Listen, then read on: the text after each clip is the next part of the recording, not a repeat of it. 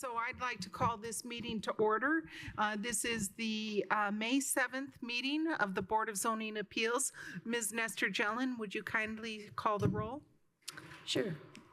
Margaret Clemens. Here. Pamela Davidson. Here. Guy Loftman. Here. Jeff Morris. Skip Daly. Here. Okay, so we have 4 members in person and a quorum. Okay, is there, would you please introduce the evidence? I'd like to introduce the following items into the evidence. The Monroe County Development Ordinance as adopted and amended. The Monroe County Comprehensive Plan as adopted and amended. The Monroe County Board of Zoning Appeals Rules of Procedure as adopted and amended. And the cases that were legally advertised and scheduled for a hearing on tonight's agenda. Your motion to approve? I'll move to approve those. Second. Okay, it's been moved and seconded to approve the introduction of evidence. A vote yes is a vote to approve. Skip Daly. Yes. Pamela Davidson. Yes. Guy Loftman. Yes. Margaret Clemens. Yes. Motion carries 4-0. How about a motion to approve the agenda? I'll make a motion to approve tonight's agenda. Second. Okay, it's been moved and seconded to approve tonight's agenda as presented. A vote yes is a vote to approve. Pamela Davidson. Yes. Guy Loftman. Yes. Margaret Clemens. Yes. Skip Daly. Yes. Okay, motion is approved 4-0. Okay, there are no minutes to approve and no administrative business or no old business, so we jump right into new business. The first item on our agenda is VAR-24-18. This is the Nice buildable area in a special flood hazard area and a request for a variance to Chapter 813 concerning 159.08 plus or minus acre parcel in Section 18 of Washington Township at 8400 North Mount Pleasant Road. And I believe that Ms. Behrman will be briefing us on this. Thank you. Thanks, Margaret. Let's see. Right, so this is the location of the property in Washington Township. It's 59 acres located at 8400 North Mount Pleasant Road. It is zoned forest reserve, and then in the comprehensive plan, we have it as farm and forest. This is the site condition map. There's a good portion of this property that is within the special flood hazard area. And there's also some steep slopes on the property as well. And then I zoned in the site conditions map because we're going to be focusing on the red circle, which was the original variance request for a small accessory structure that's it's under 300 square feet. And then the 2 yellow areas, you don't see it, but eventually some gravel appears there. So we also, parking areas are considered structures, so we're looking at that as well. The DNR flood analysis and regulatory assessment has this as the DNR approximate fringe that we're mostly talking about. The striped area is the floodway, and we currently don't have any concerns regarding that. And then the blue dot on the FARA is sort of designating where that accessory structure is, demonstrating that it is in the special flood hazard area. So the main variance that they're seeking is the buildable area variance from the special flood hazard area. So we try to kind of prevent people from putting structures within the special flood hazard area. That's the purpose of the variance. But occasionally people want to go that route. And then the site map or the plot plan that the petitioner has on file is to the right here. They were working with Deckard Land Survey, so we did have some good elevations documented in the site. So I have aerials here from 2022 and 2024. In 2022, you can see that there is this pond. DNR had actually permitted that pond to basically double in size. They had state permits on file to do that project. There's also a pretty long driveway that is to access the agriculture areas. They also did obtain a DNR permit because that was also within the floodway. And then we did some local permitting as well, where you have one state permit, you got to have the local permit. In 2024, we see that there's like that accessory structure. We see a lot of gravel that got added to this area, and then also gravel up here as well. So we have a timeline of events, and I'm going to just go over that. I discussed, the pond expansion where they had state permits, also the driveway that had state permits. When staff went out there to close out those permits, that's when we discovered 2 accessory structures that had been added to the property. One of those is located in the special flood hazard area. So it took them about 6 months to file for that permit, to get it started. Took about another year for them to file for the flood permit. That was never fully, they had left out a lot of information. And then also the variance application was applied for in 2024, but we did not accept it until February this year because of missing information. And then something to note is that on February 28th, 2025, the property transferred ownership, and it went from the Neese family to the Yeri family. So the new owner was aware of the compliance issues, and he has been working with staff to try to remedy a lot of those. So back to my timeline. During staff visit, we discovered the gravel on the property, and using those aerials, we kind of know it was sometime in 2024, couldn't decide exactly when, but we were pretty sure that both the stormwater ordinance and the county development ordinance, or I should say the old Monroe County zoning ordinance, were both in effect, and therefore we're kind of trying to get compliance with both of those at this time. The current owner has removed gravel from the approximate floodway, so they've been working for compliance there. And then just yesterday, staff did another inspection to confirm that all the material was located outside of the floodplain that had been removed from the floodway. And then also did some other analysis to kind of confirm that compensatory storage was being met on the site. And I'll get into that. So this is the aerials from December 2024. Staff, well, here's your red circle here with the accessory structure.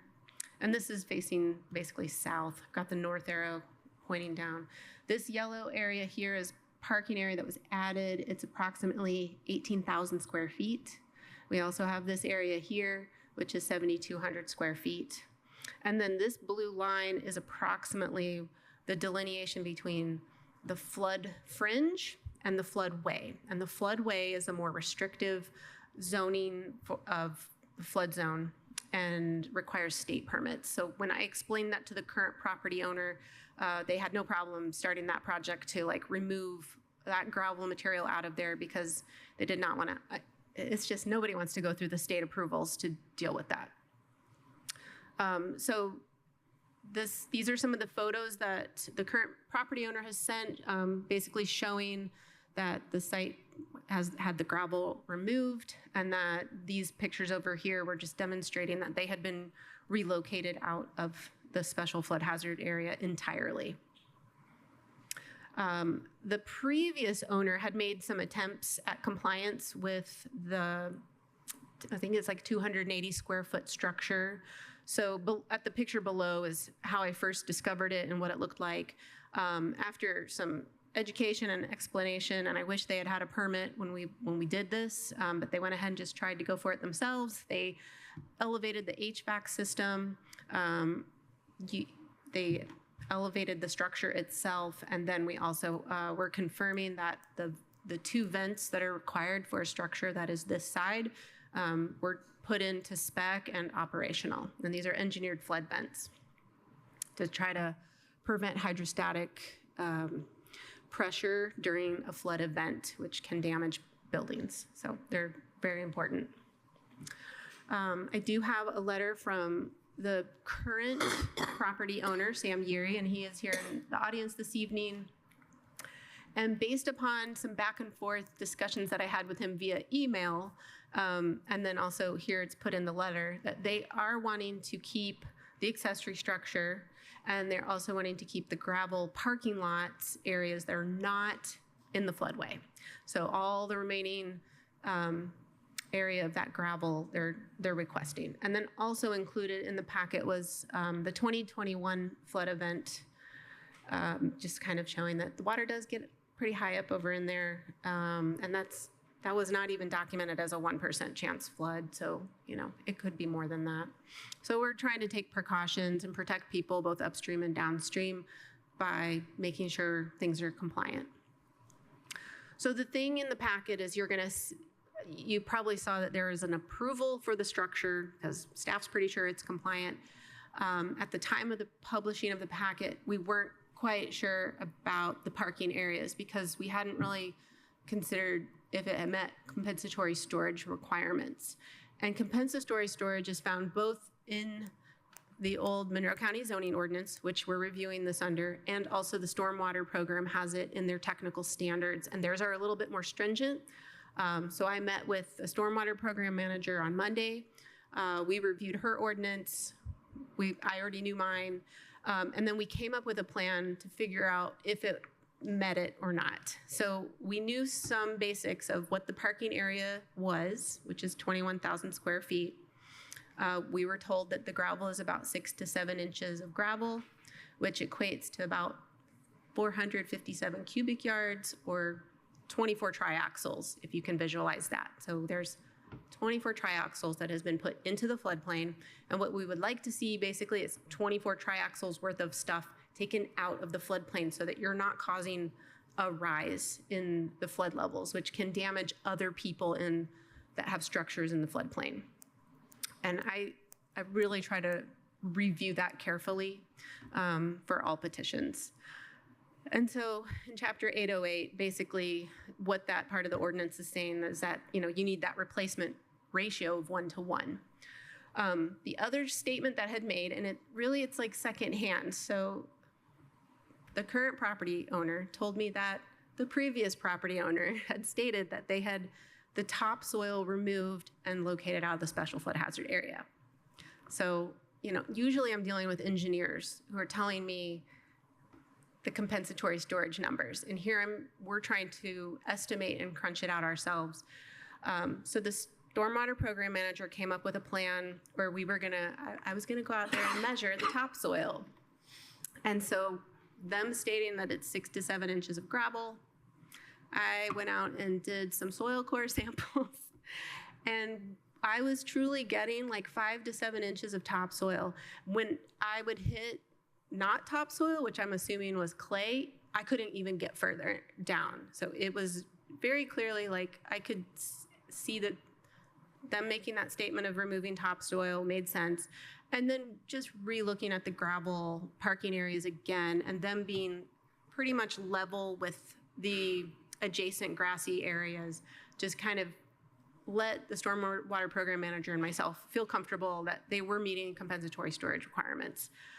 So with that, that's going to kind of change staff's recommendation here. So staff recommendation for VAR-24-18, both A and B, which is the same variance. It's the same variance towards buildable area, but we had broken it out before with accessory structure versus gravel parking lot.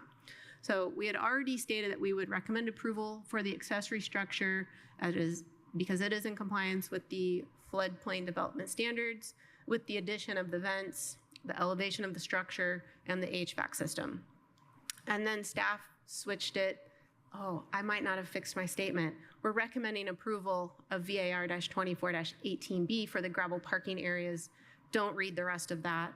Okay. I didn't change it. Okay. But it's basically because we find it to be in compliance with the ordinances and the stormwater program ordinance.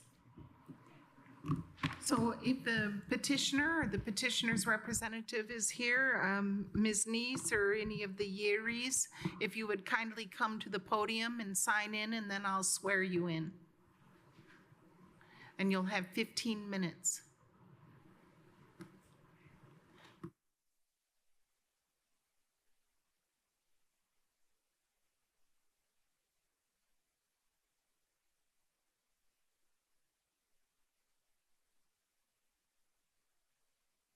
And what is your name, sir? My name is Sam Yuri.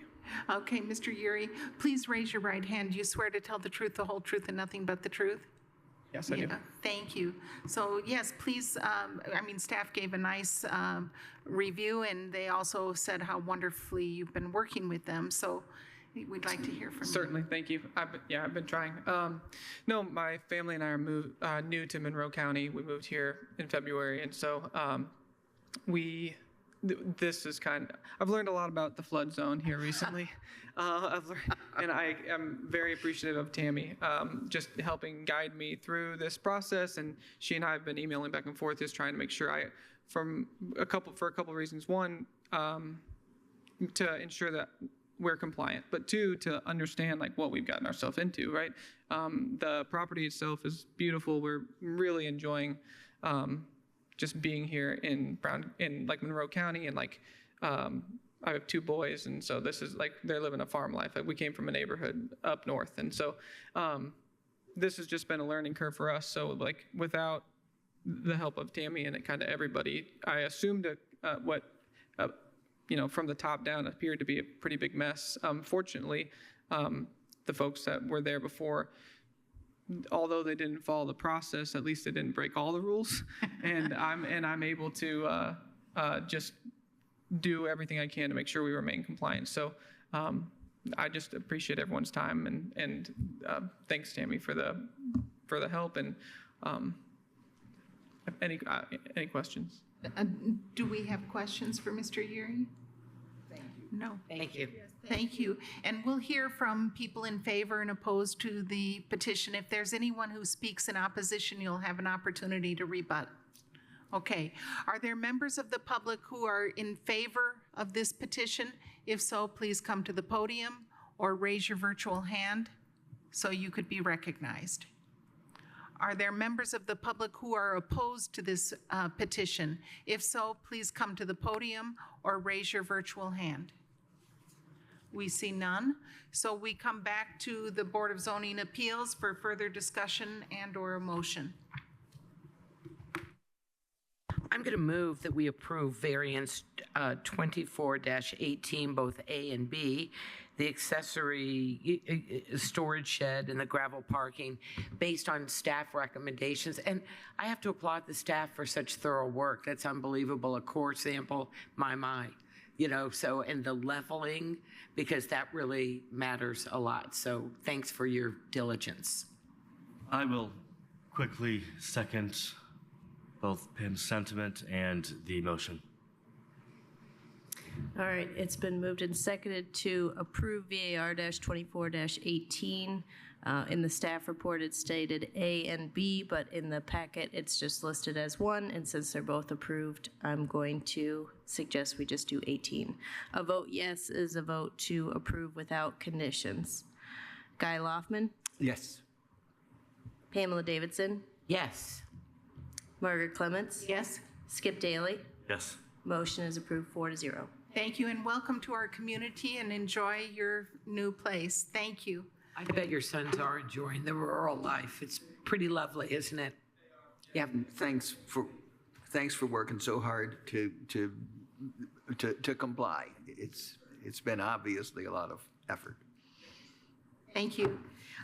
We move on now to the second item on our agenda, CDU-25-2. This is the Harpenau Home-Based Business Conditional Use of Chapter 811 concerning 1.29 plus or minus acre parcel in Section 17 of Perry Township at 520 West Lois Lane. And I believe Ms. Crecelius will go over it with us. Yes, thank you. So as you've just stated, the property, it is a 0.29 acre parcel, Perry Township, off of Lois Lane. The property and the surrounding parcels are zoned high development residential. And on screen in the center of the pictometry photo is an image. It's a single family residential home with 2 residential accessory structures. So a home-based business is an accessory occupational use conducted in a residential dwelling. It can be conducted in an accessory structure operated by the inhabitants that is clearly incidental to the use of the structure for residential purposes and does not change the residential character of the site. So on screen are a couple of photos. I'm just going to run through these while talking about this a little bit. So the petitioner is seeking approval for the home-based business. The petitioner intends to live on site and provide licensed physical and massage therapy. So currently the structure is undergoing a remodel. The primary structure is, and then the accessory structure recently obtained a permit for an interior remodel as well.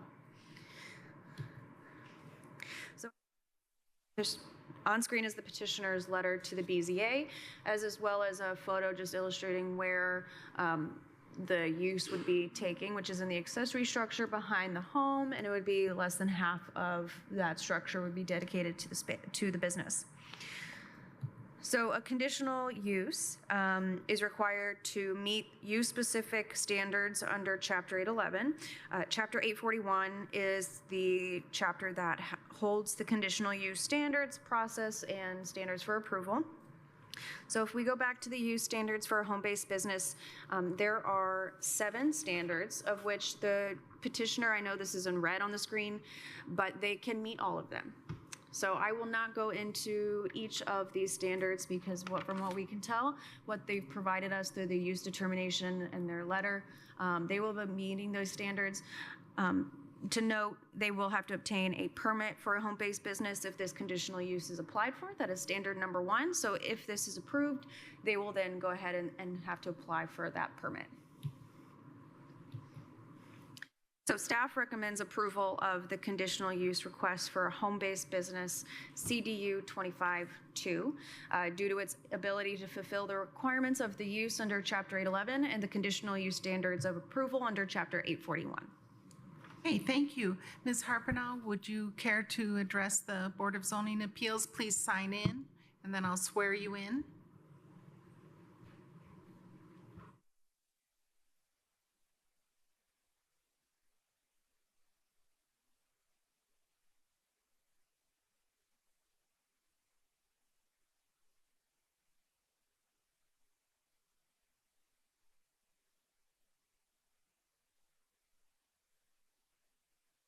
Please raise your right hand, and do you swear to tell the truth, the whole truth, and nothing but the truth? Thank you.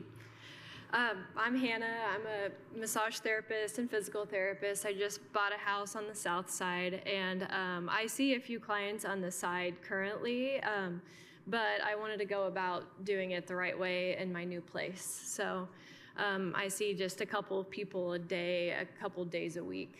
But I wanted to make sure that everything was done properly and that I'm taking the right steps to make sure I'm not stepping on any neighbor's toes. So, yeah. Thank you. We'll hear from the public, and if anyone speaks in opposition to your request, then you'll have a chance to return. Thank you. Are there members of the public who would like to speak in favor of this petition? If so, please come to the podium or raise your virtual hand. Are there members of the public who would like to speak in opposition to this petition? If so, please come to the podium or raise your virtual hand. We don't see anyone, so I return to the Board of Zoning Appeals for discussion and/or a motion. I'm going to move that we approve CDU 25-2, the Harpenow Home-Based Business Conditional Use Chapter 11. It seems like we have seen no neighbors' complaints. The staff has suggested approval, and I'm going to move we do. So second. Okay, it's been moved and seconded to approve CDU-25-2, which is the Harpenow Home-Based Business Conditional Use. A vote yes is a vote to approve without any conditions. Guy Loftman, Yes. Pamela Davidson, Yes. Margaret Clements, Yes. Skip Daly. Yes. Motion is approved 4-0. So thank you very much for coming to us and working with our staff, and enjoy your new home. Thank you. Okay, we're moving on now to VAR-25-12, the hover buildable area in a Karst Conservancy area, variance to Chapter 826, and this concerns 1 .57 plus or minus acre parcel in Van Buren Township, Section 13 at 3710 West Fullerton Pike. Mr. Myers, is he not? I'll be covering Okay, Mr. thank Myers' you. cases today. Thank So, you, yes. Mr. Jelen, thank you. Yes. So just go ahead and get into it. So this is a request for a buildable area variance regarding the Karst Conservancy Area Standard, which is in Chapter 826. We were working with the petitioner. They're wanting to construct a 240 square foot, which is a 12 by 20 garden shed, and it's located within a karst feature. As you'll see on the screens to come, that the entire parcel is located within a Karst Conservancy area. So Chapter 826-3F1 states no buildings, parking areas, grading, or other structures shall be permitted within the Karst Conservancy area. And then it also states under 826-3G1D, no new construction of any residential accessory structures. So this is why they're needing a variance tonight. You'll also note in the packet that this did get a waiver from the Drainage Board, since this is a standard that's both in the Stormwater Ordinance and in the County Development Ordinance. So they did receive approval for this structure in this location. And then also they're planning to demolish an existing detached storage shed in coordination with this new shed once permitted if approved. So the Stormwater Program Manager presented this to the Drainage Board on April 8th and provided, the Drainage Board approved it with 3 conditions which are incorporated into the recommendation for this case. So we're carrying those forward. And here's just some pictometry views of the property and some street views as well. And then the location, as mentioned, is in Van Buren Township off of Fullerton Pike on the corner of West or South Sims. And then also we have just a site conditions map showing the parcel size and relative to any utilities. Where they're hoping to place the shed is within the sinkhole rim, which is outlined in blue. Per the CDO, there's actually a 50-foot buffer from that bright blue circle. So as we mentioned in the previous slide, there's really no area on this site that could be considered buildable under the CDO. So we did speak with a neighbor on this project, and just as of note, the GIS lines are not always perfect. They're proposing a 29-foot rear setback.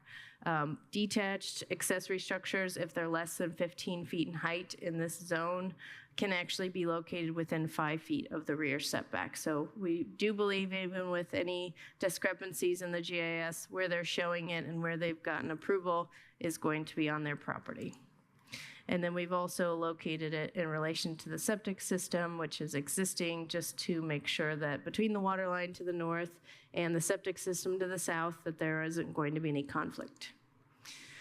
And then in the packet, you'll see that there is a letter from the petitioner just requesting approval for the shed and some reasons. And then we have our staff recommendation, which is for VAR-25-12, we're recommending approval. I don't actually believe there are any conditions, but I will check the staff packet, but we are recommending approval. Okay, if the petitioner is here and would like to speak, please come to the podium and sign in.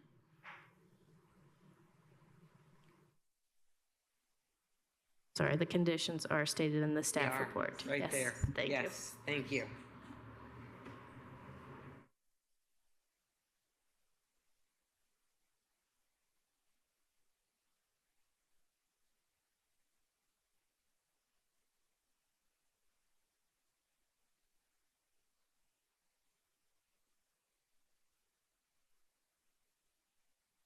Hi, are you Mr. Hover? I am Mr. Hover. Hover, Mr. Hover, please raise your right hand, and do you swear to tell the truth, the whole truth, and nothing but the truth? I do. Thank you. You can review with us what you want to do, and Sure. Bought the house in 2017.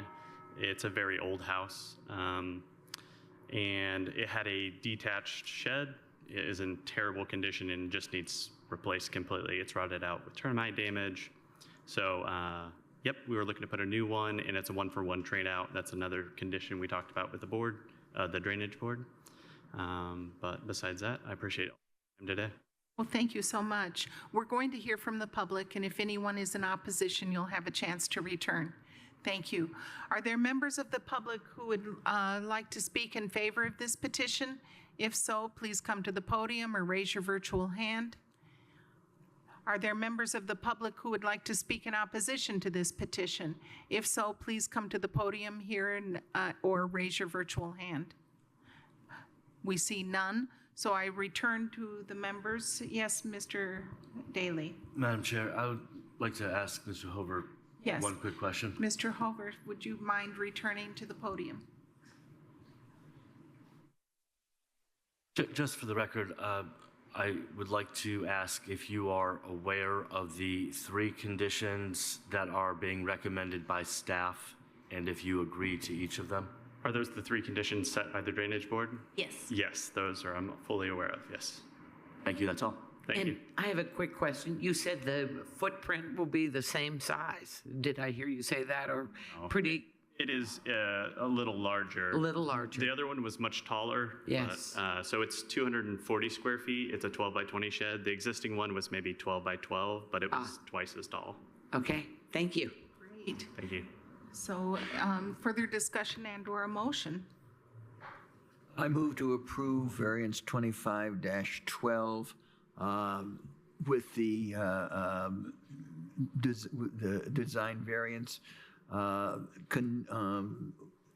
the condition that are set forth here, that the old shed is removed, the gravel pad is raised above the smallest closed contour, and the shed remains a freestanding structure. I'll second that.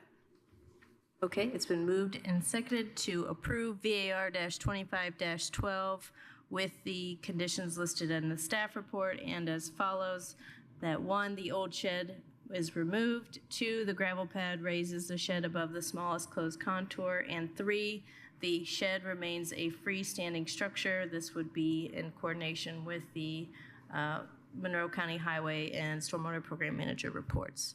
A vote yes is a vote to approve with conditions. Pamela Davidson, Yes. Ryrie Clements, Yes? Skip Daly, Yes. Guy Loftman. Yes. Motion is approved 4-0. Hey, thank you. Thank you, and enjoy your new gardening shed. Thanks. Okay, we're moving on to VAR-25-13, and this is the Hubley impervious cover maximum variance to Chapter 804 concerning 126.79 plus or minus acre parcel in Clear Creek Township, Section 14 at 8391 South Fairfax Road. So Ms. Crecelius, if you would be so kind as to review this with us? Yeah, absolutely. So we have seen this site before. It was granted an Eco 1 variance from slope disturbance, 12% slope. Just as a reminder, on screen is an aerial imagery of where the property is located. It is 26 acres and is accessed through an easement. So we are looking at the impervious cover standard. So the property is zoned forest residential, 2.5. And under Chapter 804-2, there is a limitation of for impervious cover, which is 15% of lot size or 15,000 square feet, whichever is less. Since the property is 26 acres, we would go with the whatever is less, or the 15,000 square feet, whichever is less. That would be the maximum amount of impervious surface. And on screen is a reminder of the definition of impervious cover, which does include gravel, private access roads, driveways, decks, parking lots, patio areas, etc. So the petitioner has not proposed, or has not changed their proposed construction plans. On screen is the site conditions map, just a reminder of the terrain of the property. So they examined and realized that with the CDO, the impervious cover was triggering the design that we last saw.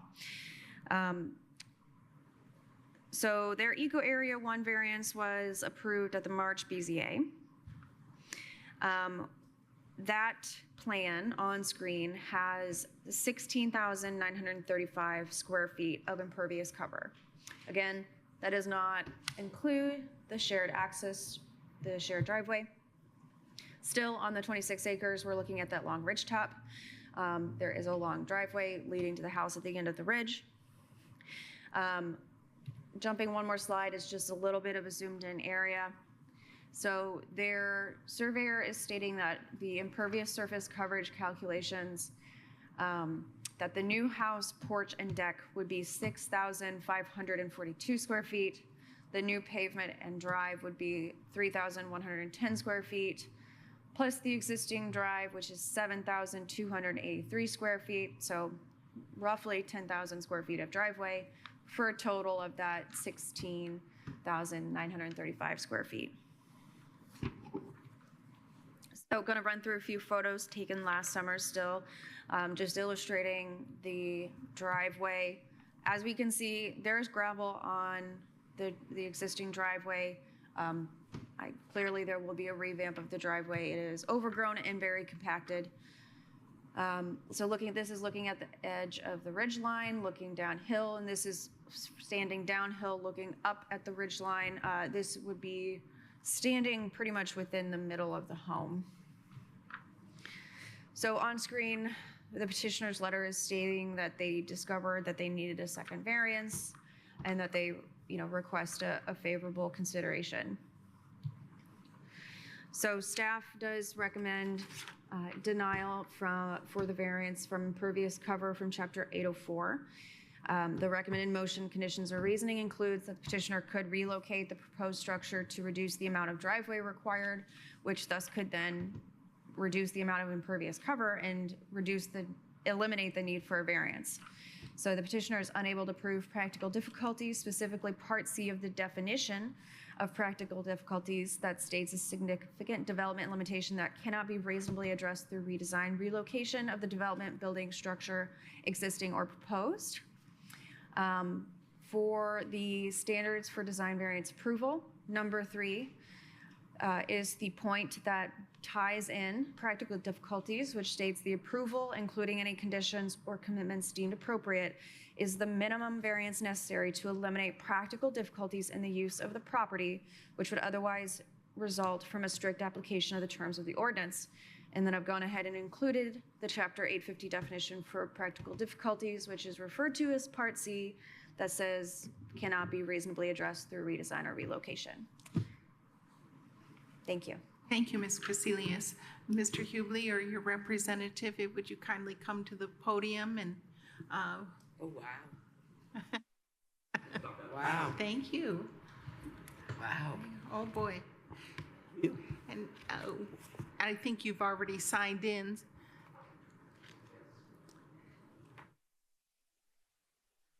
So would you kindly raise your right hand, and do you swear to tell the truth, the whole truth, and nothing but the truth? I do. And are you Mr. Gilman? Yes. Okay, thank you, Mr. Gilman.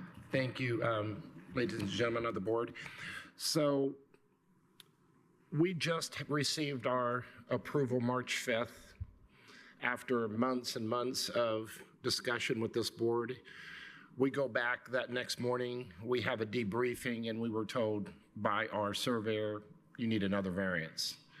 We were unaware of the fact that when we filed this first variance in May of 2024, that in December 2024, the CDO was amended to put a limitation of impervious area in our district, which amounts to 15,000 square feet.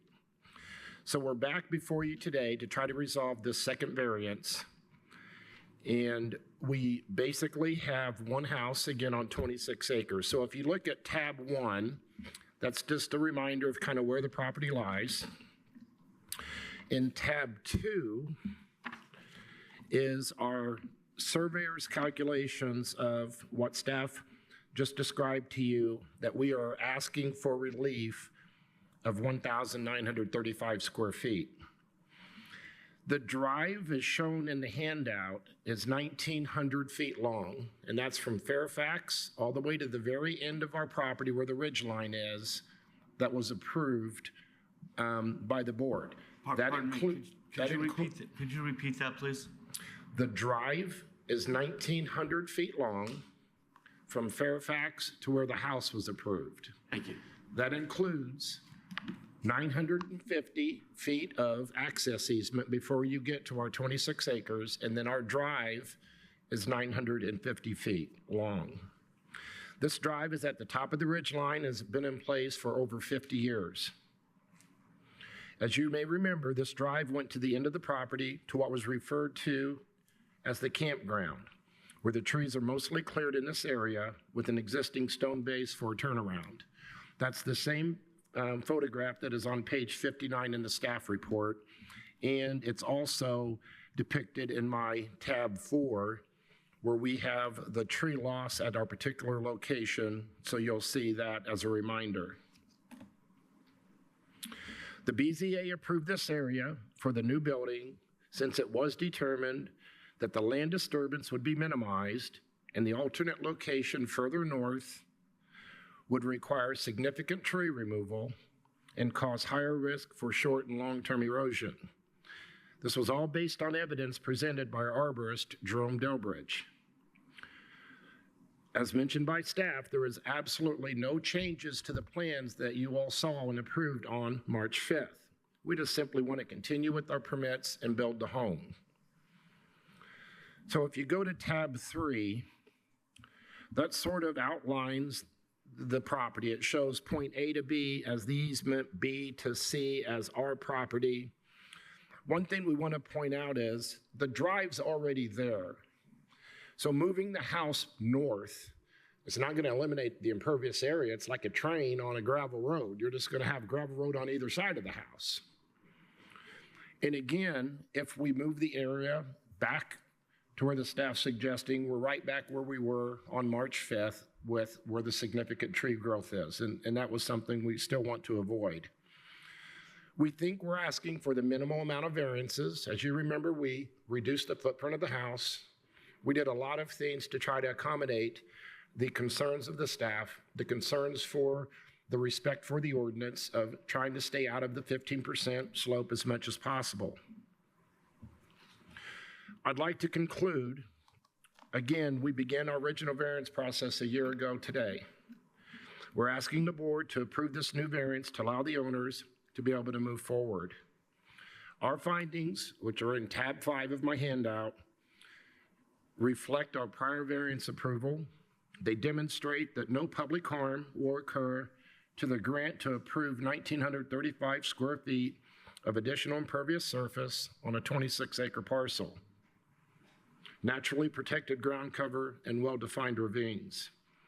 Due to the woodlands and the distance to any of our neighbors, there'll be absolutely no negative impact on our adjacent properties. And then finally, our findings prove there is in fact a practical difficulty, much like the previous variance. To relocate is not a reasonable nor a practical solution given the previous studies, the professional conclusions, and the evidence we presented to the board by our attorney, Michael Carmen, and our arborist, Jerome Delbridge, and those continue to apply to this request tonight. We have submitted these new findings, and by reference, I'd like to incorporate them with our variance petition, and we're happy to answer questions that board members or staff may have of us. I believe Mr. Daly has a question. Try to keep this simple. Ms. Shibley, how wide is the existing 1,900-foot drive? 8 feet. 8 feet? Hold that thought. Mr. Crecelius, what is code for a drive in that situation? Width? We don't regulate the width of a driveway. Don't regulate the width of a driveway? Okay, so you have a 1,900-foot long drive and you happen to be 1,900 square feet Over. Okay, sorry. I just letting wheels turn. I have a question. Is the new driveway essentially the same 8 feet wide and it'll be gravel? Is that your plan? We may pave it. You may pave Yeah, it. and the reason we may pave it is when you have the permanent residents that far back, you want fire, police, EMTs to be able to navigate it, plus snow removal, things like that. And gravel erodes and disappears and you have to replace it. You have to replace it, You have correct? to replace it. Okay, thank you. Yes, Mr. Loftman?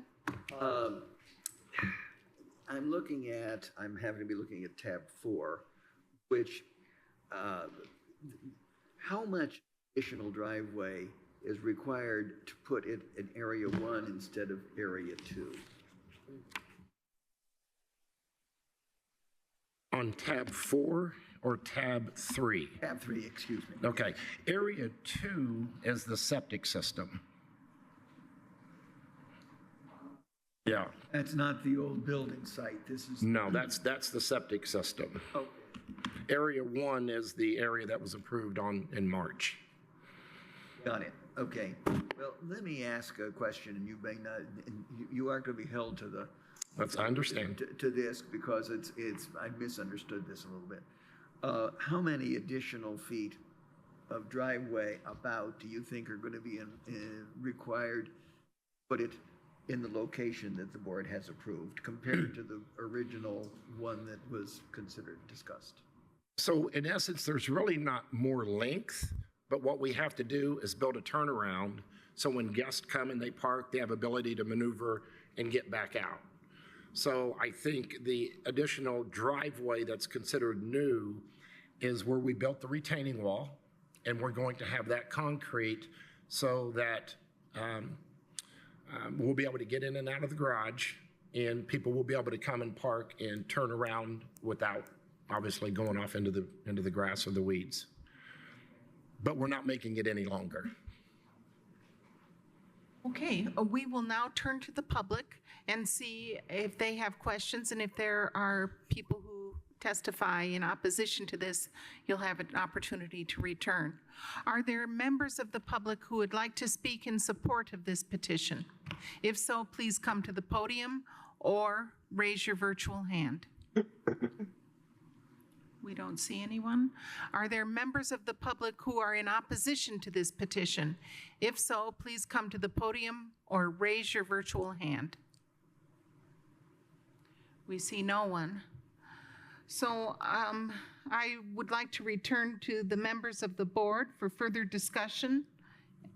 And My perception is, my recollection is I voted against this. that's right.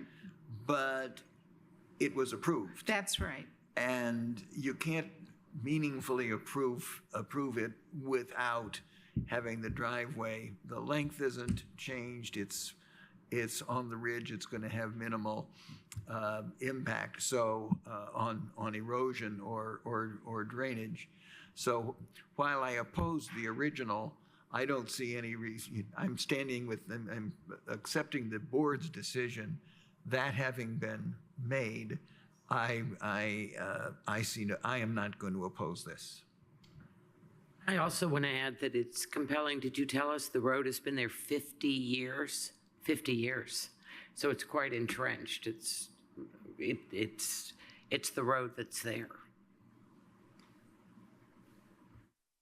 I also will be voting in favor of it because of what Pam said and what Mr. Loftman said. Right. I find that very compelling.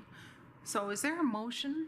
I'll make a motion to approve variance 25-13, the Hubley impervious cover maximum variance to chapter 804, because we believe you should be able to access a home. That's what we really think. Thank you. Is there a second? Yes, I second. Okay. All right, there's been a motion and a second to approve the variance. And the incorporation of findings was just mainly that the driveway is already existing on the site. And that's Yes, I what's- mean, and as a result, This is the minimum, and, you know, this variance had been approved before for the building of the home at that site. Right. And so this is the minimal remediation and variance that we can offer for the gentleman to build the home we have previously approved. And we don't think that moving the home to a different location on the property is a reasonable request at this time. Okay, so it's been moved and seconded to approve without conditions. So if you state yes, it's a motion to approve the variance. Margaret Clemens? Yes. Skip Daly? Yes. Guy Loftman? Yes. Pamela Davidson? Yes. Okay, motion to approve VAR-25-13 moves with a 4-0 vote. Thank you, Mr. Hubley and Mr. Gilman. We'll miss you. Thank you, but I'd like to make one Sure. point. Sure. My last name is Hubley. Oh, thank you, Mr. Hubley. Hubley. And I've been in like 5 of these meetings. Oh, So I just didn't want to, Thank you. we're sorry. Thank We're you, sorry Mr. about so that. at Hubley. least it's in the record. Okay, Yes, Mr. thank you. Hubley. Yes, I always like to pronounce the names correctly, so I appreciate that. Thank you. Mr. Hover and Mr. Hubley. We got them both wrong. Okay, so we're moving on to item number 5 on the agenda, and this is CDU-25-3, Frost Home-Based Business Conditional Use to Chapter 811, and this concerns 10 plus or minus acre parcel in Bean Blossom Township, Section 27 at 7841 North Bar Road. And Mr. Smith, if you would review this with us. Sure.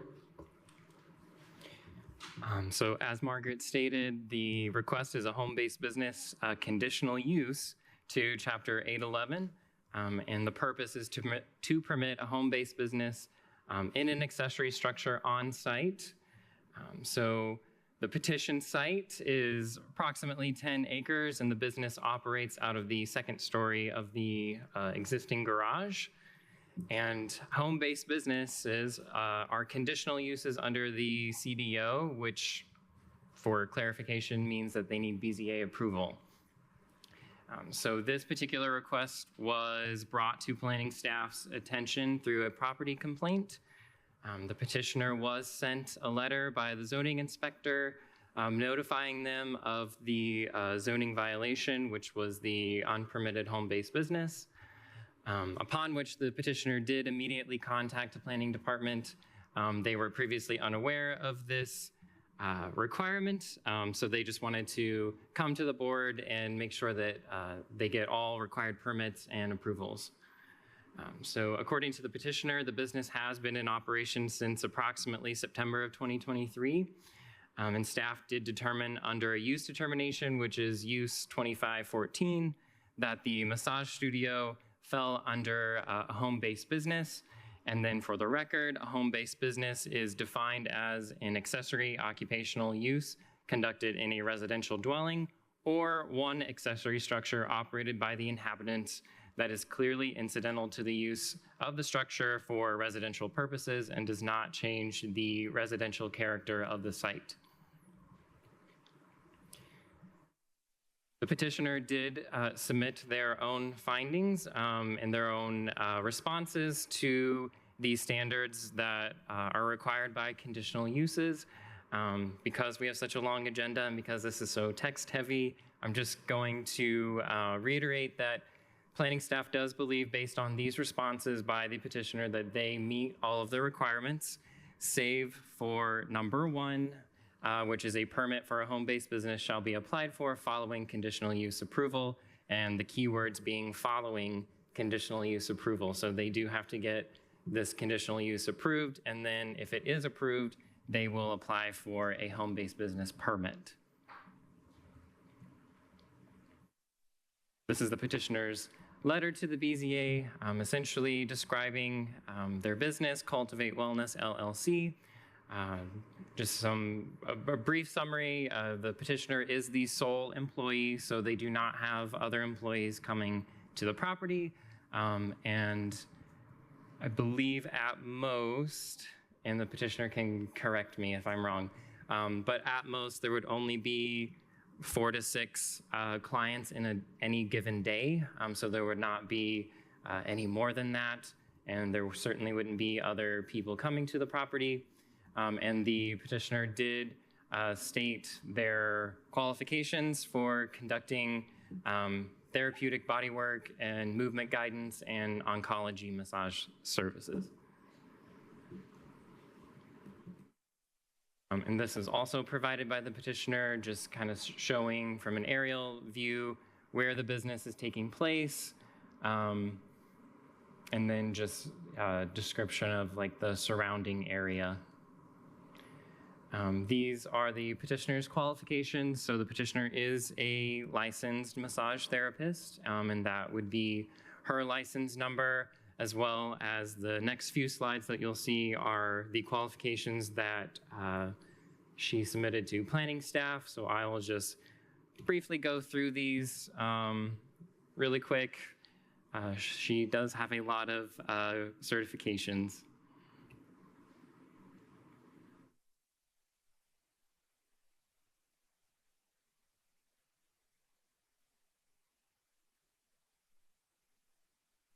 And the petitioner can elaborate on these certifications if they wish. On the screen, we have the location and site conditions map. So this is in Bean Blossom Township. It's not quite an Ellettsville jurisdiction, but it is within distance of the Ellettsville jurisdiction.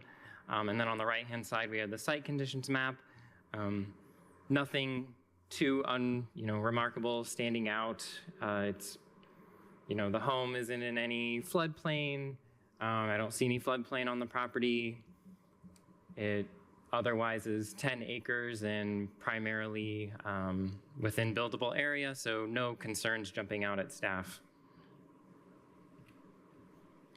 And these are some site photos that were provided by the petitioner, and I just have those on the screen. So essentially this would be the entrance. And then the second photo would be the driveway, so you're driving towards the home, and then on the right-hand side where you're arriving at the residence. And then on the screen we have where the client parking would be, and then the studio would be on the second floor of that garage. They have the entrance labeled. You walk into the structure, and that would be what you would walk into, so that would be the entrance to the massage space. And then you go up the stairs, and then the room you have on the right-hand side, and then it also does have a personal bathroom for the clients. So these are all provided by the petitioner.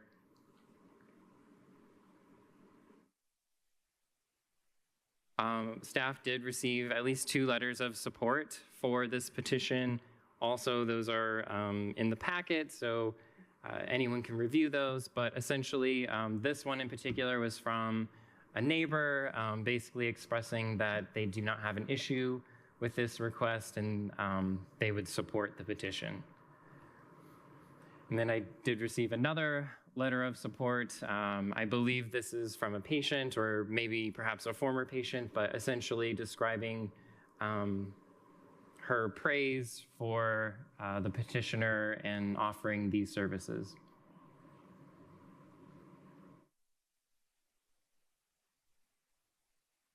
So staff does recommend approval of CDU-25-3 based on its ability to fulfill the requirements of the conditional use standards, which I have on the screen and that the petitioner did reply to. And again, number 1 would be met following the approval of this conditional use, but otherwise the remainder 2 through 7 standards, planning staff agrees with the petitioner that she does meet the requirements. Great.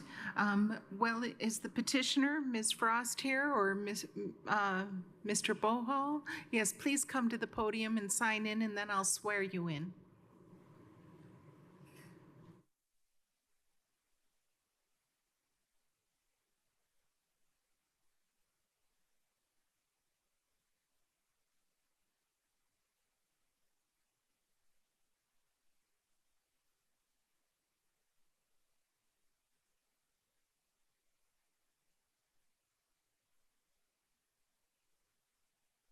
Would you raise your right hand? Do you swear to tell the truth, the whole truth, and nothing but the truth?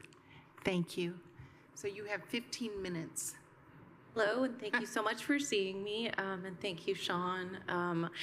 As soon as I was made aware that I needed a conditional use permit, which, by the way, I looked up and made sure I was following the conditions, but didn't realize I needed the permit. So as soon as I was made aware, I reached out and we got the process started, and I'm just grateful to be here and to be able to keep doing the work that I'm doing. I work part-time at Cancer Support Community, and then I also work at IU Hospital Bloomington, and so this ability to help folks at my home is helpful to me to continue to reach folks in my community. And then I also, just to make work a little bit more accessible for folks, I also have a contract with CSC to use their space should someone need to see me in Bloomington. So, Well, I'll ask my colleagues if they have questions for you. I do, and maybe I missed it in the package, but you're Ms. Frost, and it's Yes. owned by Mr. Bohall or Mr. and Mrs. Bohall? my husband, Jordan Bohall, and his parents, yes, my Okay, in-laws. that's the piece of the puzzle I missed. That, Yes. thank- Yeah, and I will just, too, if you're curious, briefly address the complaint as well. Initially, when I opened my business, I opened as Sunflower Integrative Wellness, and there was an unfortunate name confusion where there was, I don't know if you've read about it, but Sunflower Spa 99 was closed in Ellettsville for misconduct. And I think whoever complained, I read the complaint, and it's read a little like that. So I just thought I would mention that as well to kind of why I provided so many of my credentials, just to let folks know the seriousness of my craft. Yeah. Very impressive. Very Thank impressive. you so much. Thank you. Mr. Daly, do you have a question? No, I was just kind of smiling at the credentials, and I saw your Gator and an Illini. I just, we can't put a condition on you being a Hoosier fan, but I understand. Yes. We'll turn now to the public, and if there's anyone in opposition, you'll have a chance to return. Thank you so much. Thank you. Are there members of the public who would like to speak in support of this request? If so, please come to the podium or raise your virtual hand. Are there members of the public who would like to speak in opposition to this petition? If so, please come to the podium or raise your virtual hand. Then we return to the Board of Zoning Appeals for further discussion and/or a motion. I'm going to move we approve CDU 25-3, the Frost Home-Based Business Conditional Use to Chapter 811. Seems fits all the criterion, and we know the condition of the permitting, which has been explained to us. and keeping the party going, I'll second. Okay. It's been moved and seconded to approve CDO-25-3, which is the Frost Home-Based Business Conditional Use. This is a vote yes, is a vote to approve without any conditions. Skip Daly? Yes. Guy Loftman? Yes. Pamela Davidson? Yes. Margaret Clements? Yes. Motion is approved 4-0. Thank you so much, Ms. Frost, for coming in and for the service you provide. And I have to say that letter from your client was just beautiful. It was just beautiful. Yes, thank you. We're moving on to items 6 and 7, variances 25-14A and B, and this is the Todd Eco Area 1 residential density maximum to Chapter 823, and the Todd Eco Area 1 regarding a 1-acre contiguous buildable area. And this concerns 2 parcels containing 4.24 plus or minus acres in Clear Creek Township, Section 1, at 7404 South Shady Drive. Sorry, that should say Shady Side Drive. Okay, Shady Side Drive. Yeah, that's what I thought. Sounds shady to me. Yes. Name. Yes, Shady Side. it's pretty good. Okay, so we'll allow you and look forward to your presentation, Mr. Smith.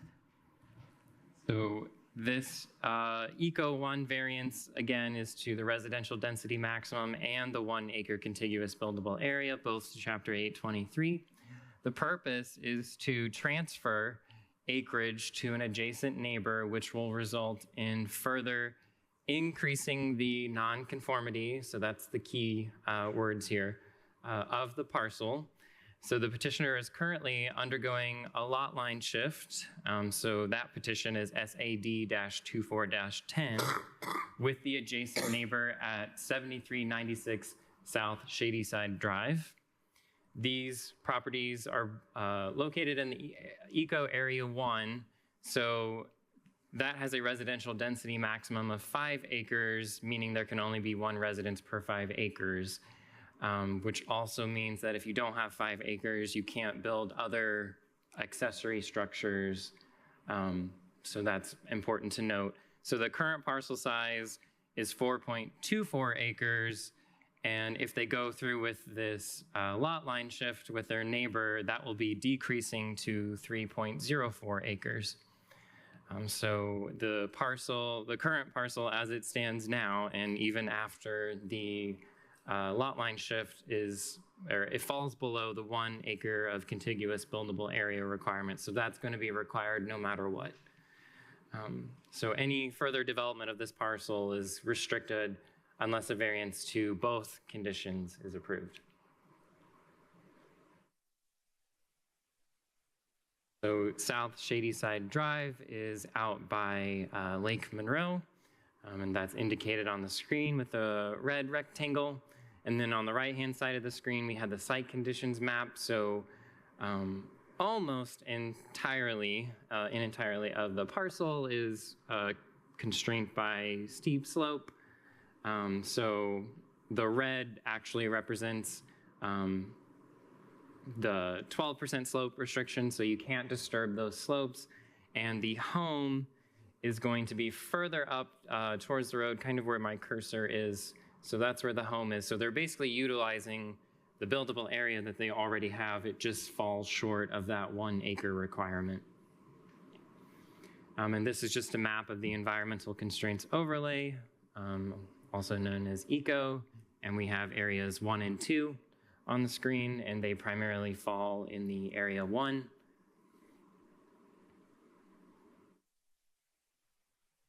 These are just some site photos.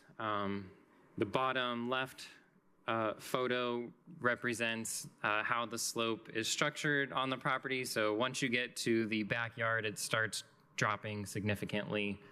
And then it's pretty much that way throughout the rest of the property in the rear part. And then on the bottom right-hand side of the screen is that area that they're looking to give to their neighbor. So it's undisturbed, forested land, not accessible to them unless they travel via the easement that gets to their neighboring property, and that's behind their property.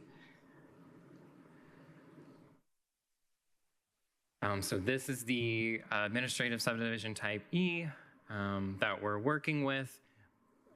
Their adjacent neighbor is directly behind them. So that's on the left-hand side of the screen, and we have the transfer area identified by the red slashes on the screen. But what we are primarily focused on with these variance requests are going to be the part that they're retaining. So if they go through with this lot line shift as it's presented to staff, the total area that they would retain in the end is 3.04 acres. So that's highlighted on the screen. And then every structure on their property, including their driveway, is located on the right-hand side.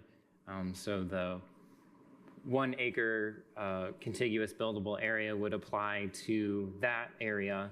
And then the residential density maximum of 5 acres, that's for the entire property because they are approximately 2 acres short on meeting that requirement. Having said that, I did note I accidentally included some information from another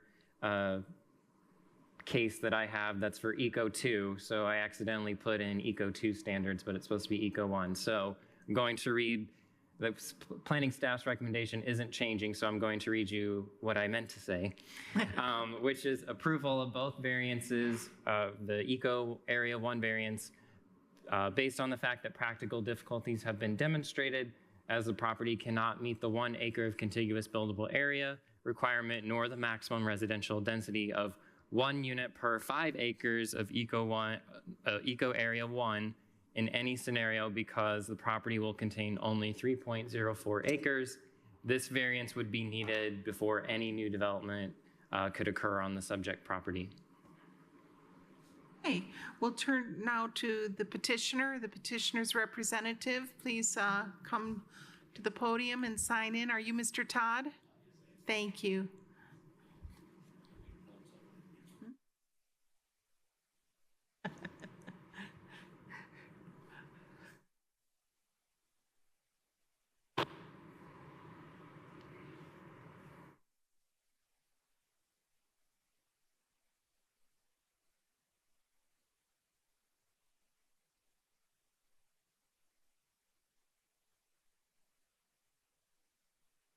And would you kindly raise your right hand? Do you swear to tell the truth, the whole truth, and nothing but the truth? Yes, I do. Thank you. Well, you can present your case to us. You have 15 minutes. Okay. Members of the board, thank you for giving me your time here. And Sean, thank you for all your work that you put into this. I think he's kind of explained everything pretty well. Essentially what it is, our adjoining neighbor, Mr. Thomas Hall, would like to own his front yard, basically. My property goes right up to the front of his house, and it's a piece of land that he maintains. He does all the mowing. It contains a portion of his driveway, so I'm listed on an easement for his driveway. And essentially, we're hoping to give that to him so that he can own what he already takes care of, but that would put us below the 5 acres requirement that we're already below. That being said, if you look at a lot of the other houses on Shady Side, most of them are 1 acre lots. So if it is approved, we're still gonna have quite a bit more acreage than most of the residents down there. So if you have any questions, I'd be happy to answer. Members of the board have questions for Mr. Todd? No? That's very interesting that it's his front yard, and that he, of course, maintains it and has a driveway. That's very intriguing right there. Well, what it was, the property that we bought used to belong to his brother. Oh. So many years ago, they divided it, and Tom got some of his brother's property, and they probably never thought about anybody else ever living there. Makes sense now. It makes sense. So thank you. Thank you. We'll hear from the public now. Are there members of the public who would like to speak in support of this petition? If so, please come to the podium or raise your virtual hand. Are there members of the public who would like to speak in opposition to this petition? If so, please come to the podium or raise your virtual hand. Okay, so I return to the Board of Zoning Appeals for further discussion and/or a motion. I'm going to move we approve variance 25-14A, the Todd Eco Area 1 residential density maximum to Chapter 823, and also variance 25-14B, the Todd Eco Area 1 acre contiguous buildable area to Chapter 823 for the reason practical difficulties have been shown. I will second this with the caveat that it's clear that this decision has no bearing on any potential future variance decisions. It's been moved and seconded to approve VAR-25-14A and VAR-25-14B, which is the Todd Eco Area 1 residential density maximum and Todd Eco Area 1 acre contiguous buildable area. And we'll note, just for the record, that Exhibit 6 of the petitioner's site plan is the proposed type E, and so what the board is approving tonight would allow the lot line shift as shown in Exhibit 6, and if it were to change at all and result in even smaller lot size or less buildable area, we would be back to the BZA. So it is recommended that it's approved without any conditions. A vote yes is a vote to approve. Guy Loftman? Yes. Pamela Davidson? Yes. Margaret Clements? Yes. Skip Daly? Yes. Okay, motion is approved, 4-0. Okay, thank you, Mr. Todd. Thank you. We're going to move on now to give the public a little advance notice, we're going to take a 5-minute break after this case. But just to give you a little bit of notice, but we will hear now VAR-25-15A, the Clear Creek Christian Church General Sign Regulations variance to Chapter 817. And this concerns 8 parcels totaling 4.26 plus or minus acres in Clear Creek Township, Section 20, at 500 West Church Lane, 530 West Church Lane, 5123 South Rogers Street, and 5201 South Rogers Street, and 5233 South Rogers Street. And Ms. Crecelius, will you please go through this with us? Yes, absolutely. So those properties are one lot of record, 4 acres. We are located at the corner of South Rogers and West Church Lane. So this is the Clear Creek Christian Church. This is one of their properties. The primary use is a religious facility, and there are some accessory uses. So one of those accessory uses is a school. It has an approved commercial site plan and an approved land use certificate. This variance was triggered by a sign permit application. So they are requesting to add a wall sign to the property, illustrating the name of the school. So upon review of that sign permit application, Chapter 817 handles sign regulations.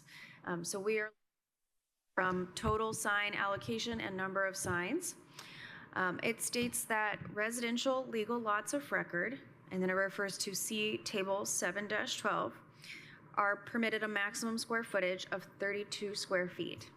So within Chapter 817, the total amount of square footage that you get by site comes from 2 different tables, Table 7.2, 7-2 or 7-1. So it's grouped in commercial, government zones, and then all these residential zones. A religious facility, this site has been there for a long time. It was zoned residential in the last ordinance. It's moved to another residential zoning district, and a religious facility is an approved use in that zoning district. But when it comes to signs, they still fall under the residential zoning category of Table 7-2. So it's zoned community development, and it is limited to 32 total square feet for the site. This used to be multiple sites, but through expansion and that commercial site plan, those many parcels are one lot of record. So they are requesting a new sign. So upon review, we did see that there was a permit that was issued in 2013, likely in error, allowing a total of 62 square feet. So currently on site, there are 4 signs. So on screen is an image that staff made on the left. There are 2 monument signs, one facing Church Lane, one facing Rogers. And then there are 2 wall signs on the existing building shown in blue. They are proposing to add a 5th sign, which is purple, on the northern part of the site, the newest addition that holds that school.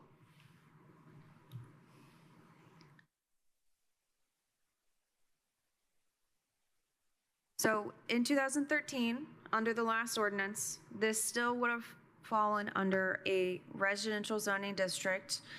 It was written pretty well the same as it is now, but we did kind of identify where the confusion lied. It should have been held to 32 square feet in 2013. So we have gone ahead and included, the petitioner requested the additional square footage for the sign that they're proposing, and I'll show you in a moment. Staff is adjusting this variance request to include the total of signage on site. All right, so I just spoke over this, but here's a very quick table. The signage on site permitted in 2013, 62 square feet, 4 signs. Requested today is one wall sign for a total of 158.5 square feet. So that would be a total of 220.5 square feet on site. So they are proposing one large wall sign, 158 or so square feet. So I'm going to run through a few site photos. This is looking south, standing at the northern property boundary. The tan building is the new school facility. This is kind of the parking pickup drop-off lane situation. And this is looking north on Rogers at the new facility. On screen is the petitioner's letter. And they do address some standards of approval. So just to run through, if the variance is denied, the petitioner would be unable to install a new sign, and they would be required to remove any signage that puts the total square footage over 32 square feet. 32 square feet is permitted in the zone. If the request is approved, the petitioner would be allowed to maintain the existing signage plus the new sign request of an additional 158.5 for a total of 220.5 square signage on site. Any new signage beyond this request would require another variance. Of course, signage can be maintained under the regulations of Chapter 817. Staff believes this request satisfies the standards of approval. Thank you very much. Thank you, Ms. Crecelius. Is Mr. Adams here? We'd like to, if you would kindly sign in.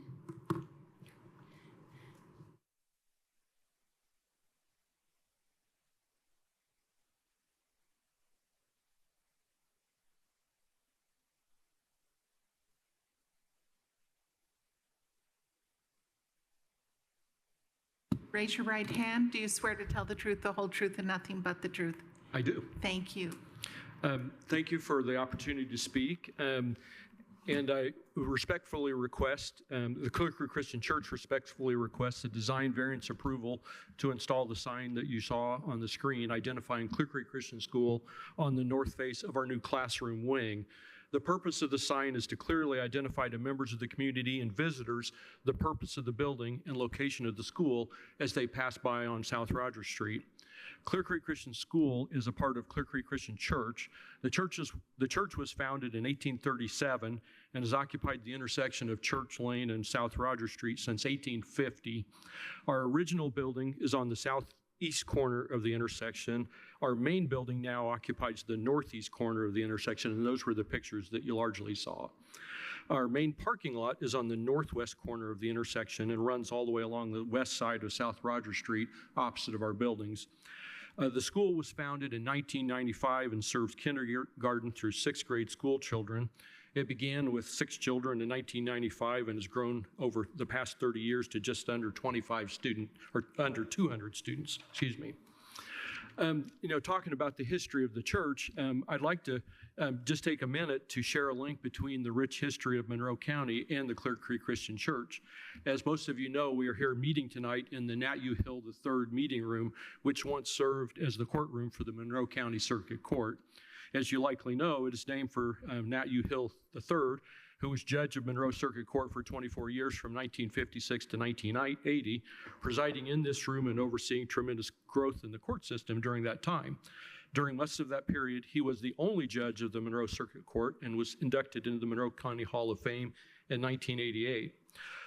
I have here with me tonight some supporters of my petition, the first of which is Nat U. Hill IV, seated right there, who is the son of Nat U. Hill III and has been a member of Clear Creek Christian Church for over 50 years and has served as an elder of the church and was part of the team that worked with me to found the Clear Creek Christian School in 1995.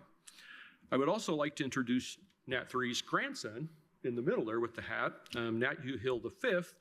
Nat V has been a member of the church since his birth and currently serves as an elder and worship leader for the church. His wife, Katie, has been a teacher in the school for the past 12 years. One more, I'd also like you to meet Nat III's grandson, Nat U. Hill VI. Wow. Nat VI has been in the church since his birth and is currently a 6th grade student in Clear Creek Christian School. And he is just getting started, but is well on his way to becoming a stalwart member of the community in the mold of his father and grandfathers. I kind of wanted, I've been up here twice before for petitions in the last 20 years, and, you know, seeing the plaque on the wall, I'm like, it would be really great the next time I come to bring them. And waiting was good because we got the 6th one since I've been here the last time. So now, just a couple more minutes on our campus and the sign request. The original church building and associated parking lot on the southeast corner is surrounded by Clear Creek Cemetery, which was originally part of the church, but spun off many years ago to separate operational control by the Clear Creek Cemetery Association. Our neighbor to the west across South Rogers is the old creosote plant, which is currently occupied by various commercial activities. And our neighbors to the east and to the north are all single-family residences of the Clear Creek neighborhood.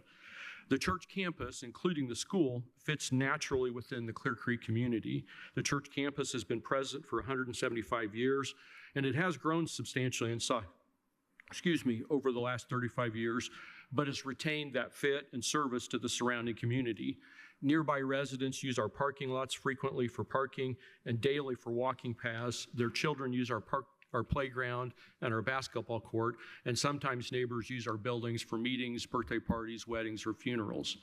We do understand that the proposed sign is larger than specified for a residential area, but feel that the larger size fits the need, provides benefit, and is mitigated by its location on the north face of our new classroom wing.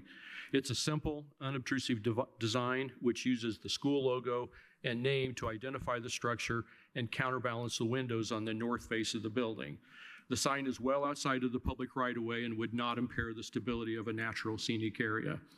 Being on the face of the building, it would not interfere with the use, installation, or maintenance of existing or planned transportation or utility facilities, and the proposed sign would be of minimal distraction to motorists and would provide needed information to some motorists. The sign would not be in the way for any future expansion of South Rogers Street or any excavation required to service or expand the buried utilities running alongside of the road. The proposed sign is relatively large, but otherwise simple and unobtrusive, and would not substantially change the character of the property. As stated previously, our campus fits very naturally into the surrounding area, and in fact serves effectively as a transition area between the residents to the east and north and the commercial uses to the south and west. The proposed sign would also clearly answer a question in the mind of anyone that drives past, making it apparent that this large structure is a school rather than an office building or a commercial activity, which I think is very helpful to people. It also is, you know, as people are coming to find the school or church, seeing that sign is kind of a good punctuation point. You know, the GPS will get you in the area, but you kind of need to see a sign to know that. And given the scale of the building, the sign kind of fits with that. So thank you for your consideration of this design variance. Thank you, Mr. Adams. I just want to say how grateful we are to have so many Nat Hills in the Nat Hill courtroom. They can be tough to be around all at once. Yes, so we will hear from the public now, and if there's anyone in opposition, we'll ask you back. Okay. Okay, are there members of the public who would like to speak in support of this petition? It's good to see you again. Thank you. I forgot my certificate.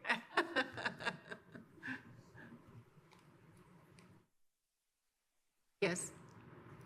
I mean, well, he's an attorney, so maybe not. But he's not acting in the attorney's capacity, right? Are you an attorney? That's Phil. Oh, that's Phil. Okay, then right. yes. Okay, and please raise your right hand. Do you swear to tell the truth, the whole truth, and nothing but the truth? So help me God. I do. Thank you. I'm a much better witness if I'm not sworn in. But that's how it goes. That's right.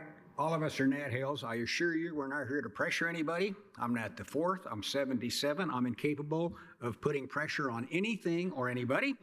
Nat the 6th is only 12. Testosterone has not hit him yet, so he's not going to put any pressure on anybody. Nat the 5th is 44, strong and active. He leads worship. He's an elder and a youth group leader, so he's not going to put on any pressure. My dad, the judge, Nat U. Hill III, was in this room for 44 years. And thank you, Reed. You read that just like I wrote it. He had 2 great sayings. Number 1, son, you will find me fair. And number 2, but remember this, while I am often wrong, I am never in doubt. So I want to thank you for what you guys do. We're not here to pressure you. you have a thankless job. It's like being a judge, only you all don't get paid. Well, you do, but you guys don't, right? So, thank you.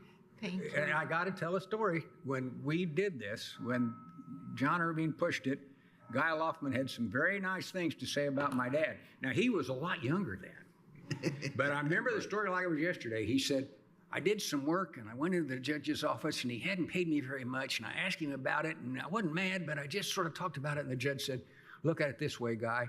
You got $1 million worth of experience. I heard you say it. So obviously, we're for the sign. Yes. It's a big building. Yes. Thank you. Thank you. Thank you so much. Thank you. Yes, Mr. Daly? Just for a point of record, I have recused myself from this. Okay. It does not impact the quorum. Okay, thank you. Are there members of the public who would like to, other members of the public who would like to speak in favor of this petition? No? Okay, are there members of the public who would like to speak in opposition to this petition? If so, please come to the podium or raise your virtual hand. Then we return to the Board of Zoning Appeals for further discussion and/or a motion. Yes, Mr. Loftman, did you? Well, I tried cases in front of Nat Hill in this courtroom, and I'm pleased to meet, I met Nat the fourth before, but the other two I think are both new to me, and congratulate them on being descendants of a most honored person. In fact, I live on the same block that's across the street. I live on Victor Pike. So I drive by this location every time I go for ice cream. And this sign will not negatively impact the neighborhood and will improve the ability of people who are looking for the facility to find it, in light of which... Let me ask one question first before you do that. Fair enough. Yes. The sign, I know you showed us a slide with the 4 signs they have on the property and so on, and the total. But this sign on the side of the building fits with the general design standards in terms of size, height, all those things. It's if we have such things as design standards on signs, which I think we would. We evaluate the size, where it's located, the height that it's located, and its position in relation to the right-of-way. So all of those except for the size is acceptable under Chapter 817. But the size is bigger because you have to see it as you drive by quickly. No, as you drive by. It's because it's in a residential neighborhood, I think, so. Why they chose the 158 would be, they're saying, as they just said, they're saying it's a large building and that the large size fits the building. The zoning would only allow 32 square feet. Yes. Yeah, it is made for that. Okay, thank you. I just wanted to make sure that it was commensurate with what we usually do in terms of size. That's all I really wanted to know. I would like to make an additional comment that I think, especially where school is concerned, that having a sign, besides for location efforts, it promotes safety because people know that there are children around and that they should slow down. Well, in light of all the excellent questions and comments and recognizing the recusal, I move that we approve variance 2515, Clear Christian Church General Sign Regulations variance to Chapter 817 at 500 West Church Lane, Bloomington, Indiana, on the grounds that they meet the standards necessary, and this will improve safety, visibility, and the effectiveness of the institution and the community. I'll second that. Okay, it's been moved and seconded to approve VAR-25-15, which is the Clear Creek Christian Church General Sign Regulation to Chapter 817 for total sign allocation. A vote yes is a vote to approve the variance. Guy Loftman, Yes. Pamela Davidson, Yes. Margaret Clements, Yes. Skip Daly, abstain. Recused. Recuse. Okay. I will just go ahead and take the vote then as 3-0. Okay, wonderful. Thank you, all of the Nat Hills and Mr. Adams. Thank you so much. It's good to see you again. Thanks. Okay, so we're going to take a 5-minute break and reconvene here. It's now about 7 minutes after 7, so we certainly will begin again around 12 after, 15 after for sure. So we're calling the meeting back to order, and we're already at item 9 on the agenda, and that concerns VAR-25-16, the Chastain impervious cover maximum variance to Chapter 805. And please correct me on your name if I mispronounced it when you come to the podium. It concerns a 1.67 plus or minus acre parcel in Perry Township, Section 27, at 1665 East Moffett Lane.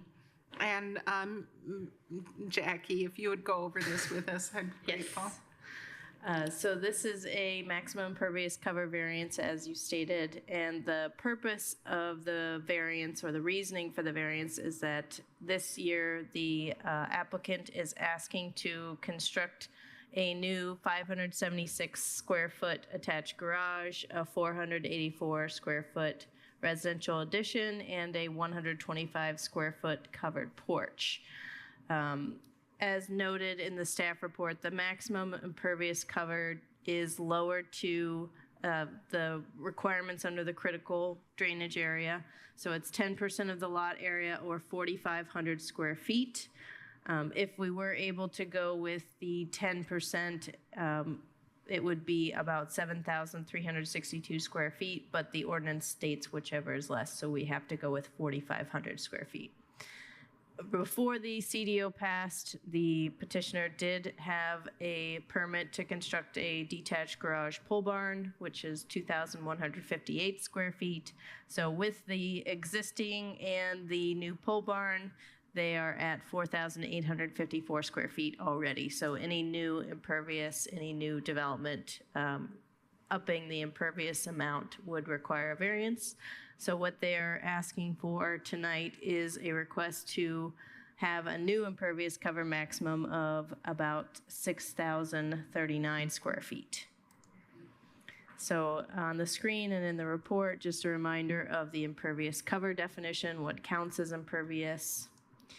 And then we also have a, in the staff report, figure 1, which is the calculated impervious cover. So already with the driveway counting and then the residence, and then not including the pole barn, they're getting closer to the impervious maximum. So even with the variance, if granted, I think all of the total, even with the new pole barn, they are less than 10% coverage of the lot with impervious, just to note that. Here's some site photos with the existing driveway and the existing home that they're requesting to do additions to. And then location, Perry Township. And then just note that the parcel is kind of a long, skinny parcel, and sort of in keeping with other parcels in the vicinity. So here is the summary of the dimensional standards for this district, the residential district. And again, just the 10% or 4,500 square feet, whichever is less. This is the petitioner's letter to the BZA, and it is also in the staff report. I do believe on this one you have a letter of support in front of you for this. It should be listed with the variance number. We received that tonight, so if you review that, I think it's also in this presentation. And then here's the site map or the site plan where they're showing the different additions. So in the different colors, you have the new 576 square foot attached garage in white on the screen, the 484 square foot residential addition in light blue, and then the 120 square foot covered porch in orange. So, and then the yellow figure was the pole barn that was permitted last year and is currently under construction. And then, as I mentioned on in paper, you all have the letters of support. We went ahead and put that into the slideshow as well. And that includes 6 total signatures from 3 different properties in the area. So staff is recommending denial on the impervious cover maximum, and it's related to the Chapter 841-4 F2B. The increase in impervious cover on the property could promote conditions on-site or off-site detrimental to the use and enjoyment of other properties in the area, i.e. or e.g. ponding of water, and practical difficulties have not been demonstrated. The petitioner did receive a residential accessory structure for a 2,158 square foot detached garage in November of 2024.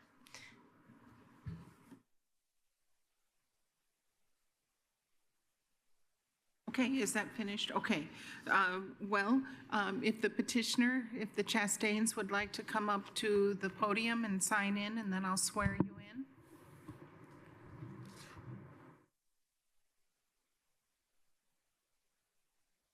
Thanks for your patience tonight. I'm so sorry, but thank you for coming and sticking it out with us.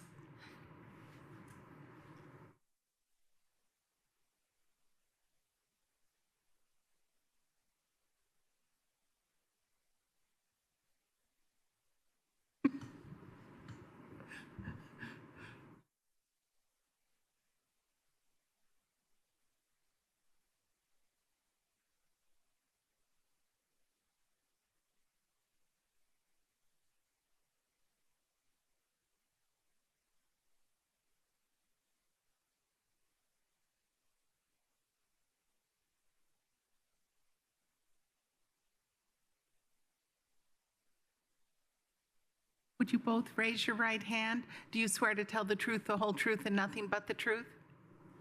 Thank you. And together you have 15 minutes.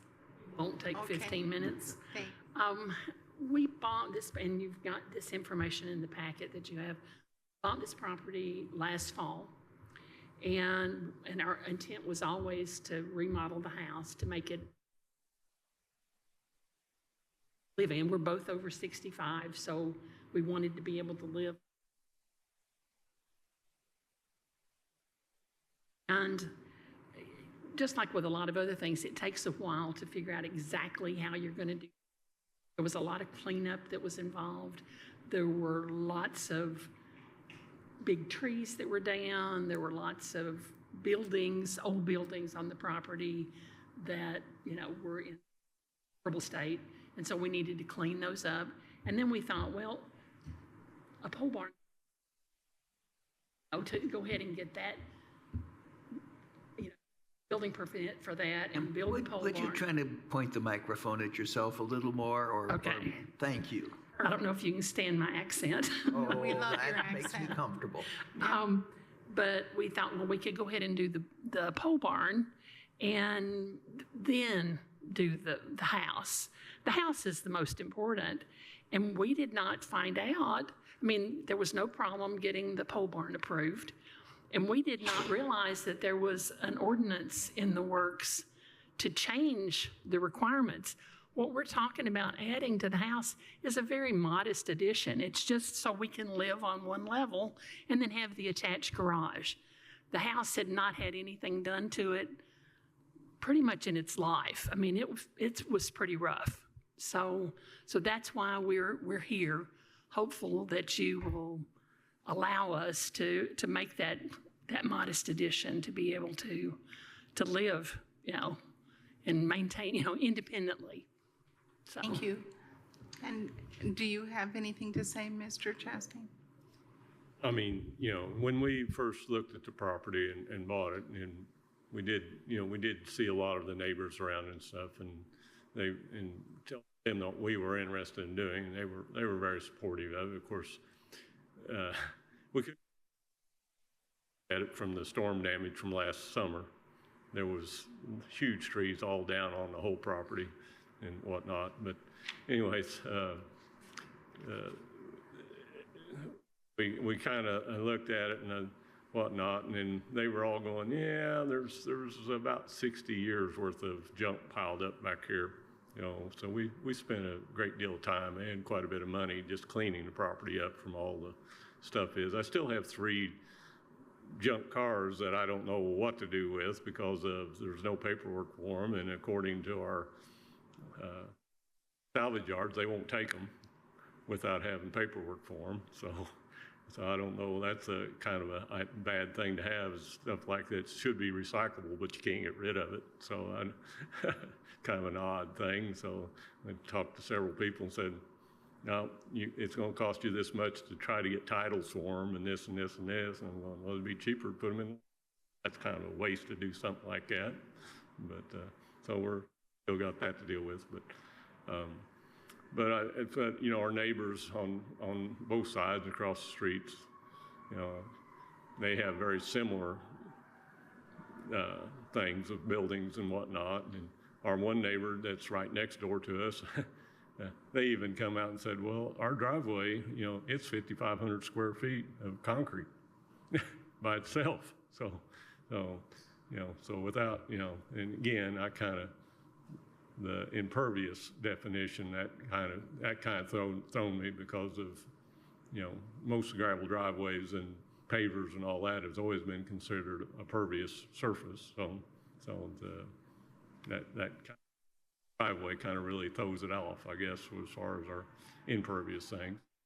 This house also had an 18 by 16 foot deck across the front of it, with a ramp around the side of it for the previous owner because he couldn't get around in order to get back to his car that he parked behind it. So it's just kind of we got kind of thrown for a little bit of a loop when we applied for the building permit to add to the house. So, may I ask a question?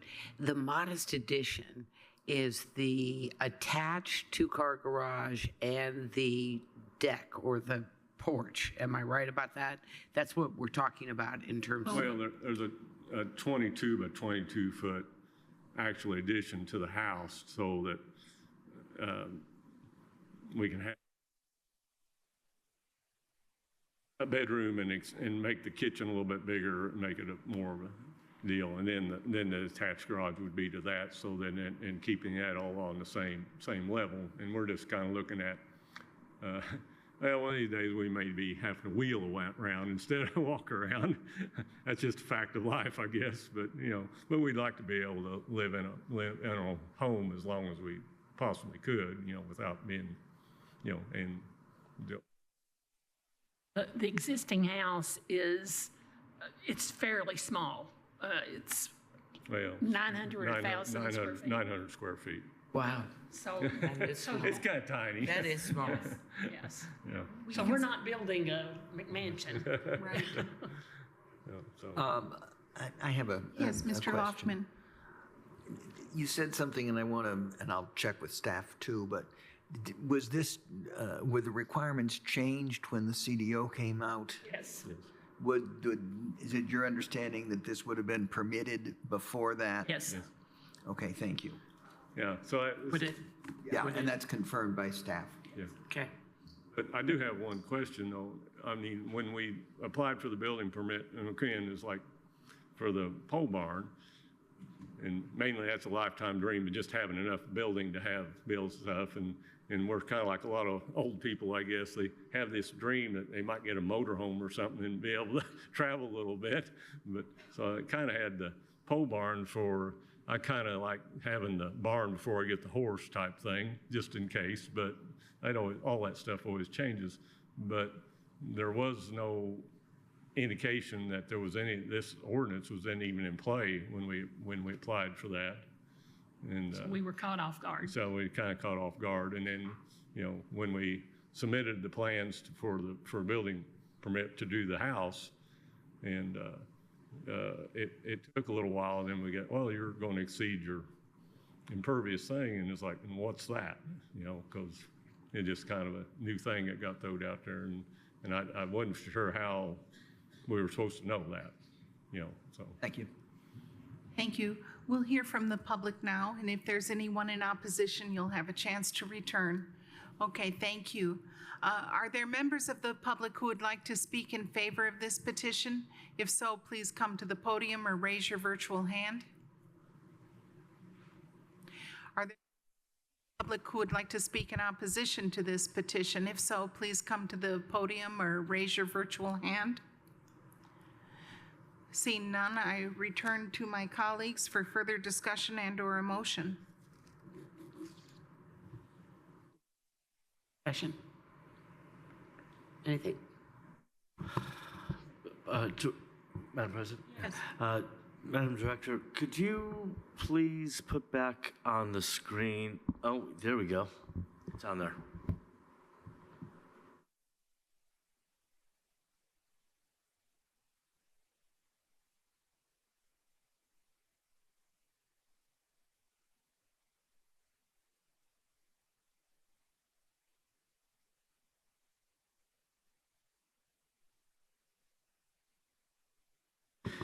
Right.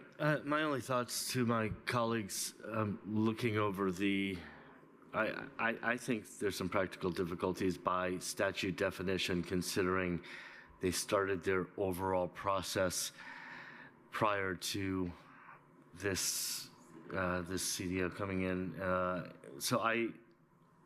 And the fact that there's no objections from neighbors, which is clearly stated in there that this could extinguish rather some of the enjoyment of the neighboring property. So I think that conditions are met. I'm going to move that we approve variance 25-16, the Chastain impervious cover maximum variance to chapter 805. Because practical difficulties could be here. I mean, a 900 square foot home, my word, and the driveway that goes all the way to the back, just for a case we had a few minutes ago. So I'm going to move that we approve that. Second. I will second. It's been moved and seconded to approve VAR-25-16, which is the Chastain impervious cover maximum under Chapter 805. A vote yes is a vote to approve without any conditions. Pamela Davidson? Yes. Margaret Clements? Yes. Skip Daly? Yes. Guy Loftman? Yes. Motion is approved 4-0. Thank you, Mr. and Mrs. Chastain. Thank you. Good luck. Okay, we move on to item number 10, VAR-25-17, and this is the Utnage, I hope I'm pronouncing your name correctly, Eco Area 2, concerning 3 parcels containing 32.34 plus or minus acres in Benton Township, Section 5, and Salt Creek Township, Section 32, at 224 North Dublin Drive. And is it how is the name spelled? Utnage? Okay, Utnage. So, Mr. Smith, would you kindly review this case with us? Sure. So this is an Eco Area 2 variance, 1 acre contiguous buildable area to Chapter 823. And the purpose is to construct an approximate 555 square foot in-ground swimming pool. The property is located in the Eco Area 2, which requires that a parcel have at least 1 acre of contiguous buildable area. The owner has combined the lots that they own in this subdivision, which is why it contains approximately 32 acres. However, the construction site only contains approximately 0.78 acres of contiguous buildable area.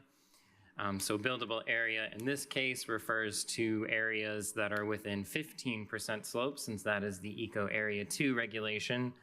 And then that, of course, excludes all other non-buildable area features such as karst features or floodplain, which are not actually relevant to this case. So with that being said, there were no other issues with the placement of the pool, as it will be well within the 15% slope and meet setbacks. So the Eco Area 2 regulation is what is holding up their pool permit in this case. So these are the location and site conditions maps. So you'll see they own a greater area of property to the north. However, this concerns the 2 parcels that are to the south, where the residence is currently built on. And then I added the blue rectangle on the site conditions map on the right-hand side to illustrate where the swimming pool is proposed to be going. Helpful. And this is just a map showing the environmental constraints overlay, area 2.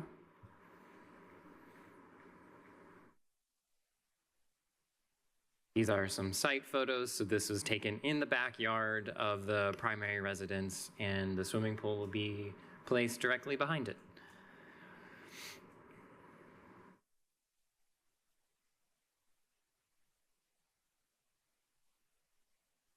The petitioner's plot plan, which was submitted along with their swimming pool permit. So I added the north area. So this is actually inverted. So north is down, south is up, and vice versa. So, so that's just to illustrate where the swimming pool is going. So their builder has it outlined here in red, and they're showing approximately how many feet away it is from the property line.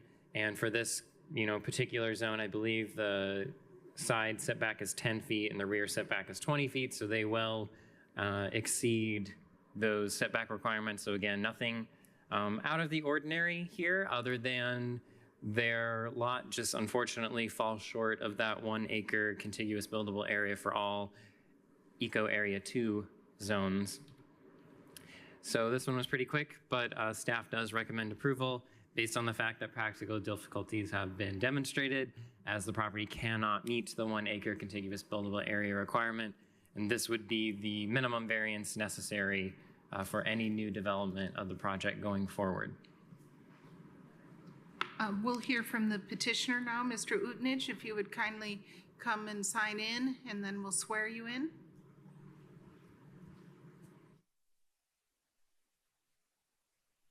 Oh, sorry.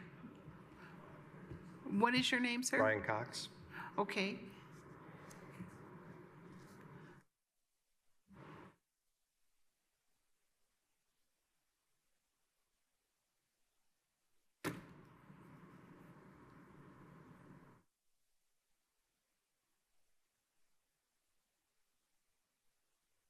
Would you kindly raise your right hand, and do you swear to tell the truth, the whole truth, and nothing but the truth? I do. Thank you, Mr. Cox. We're just hoping the variance is approved, and we appreciate the board hearing the approval or the request today.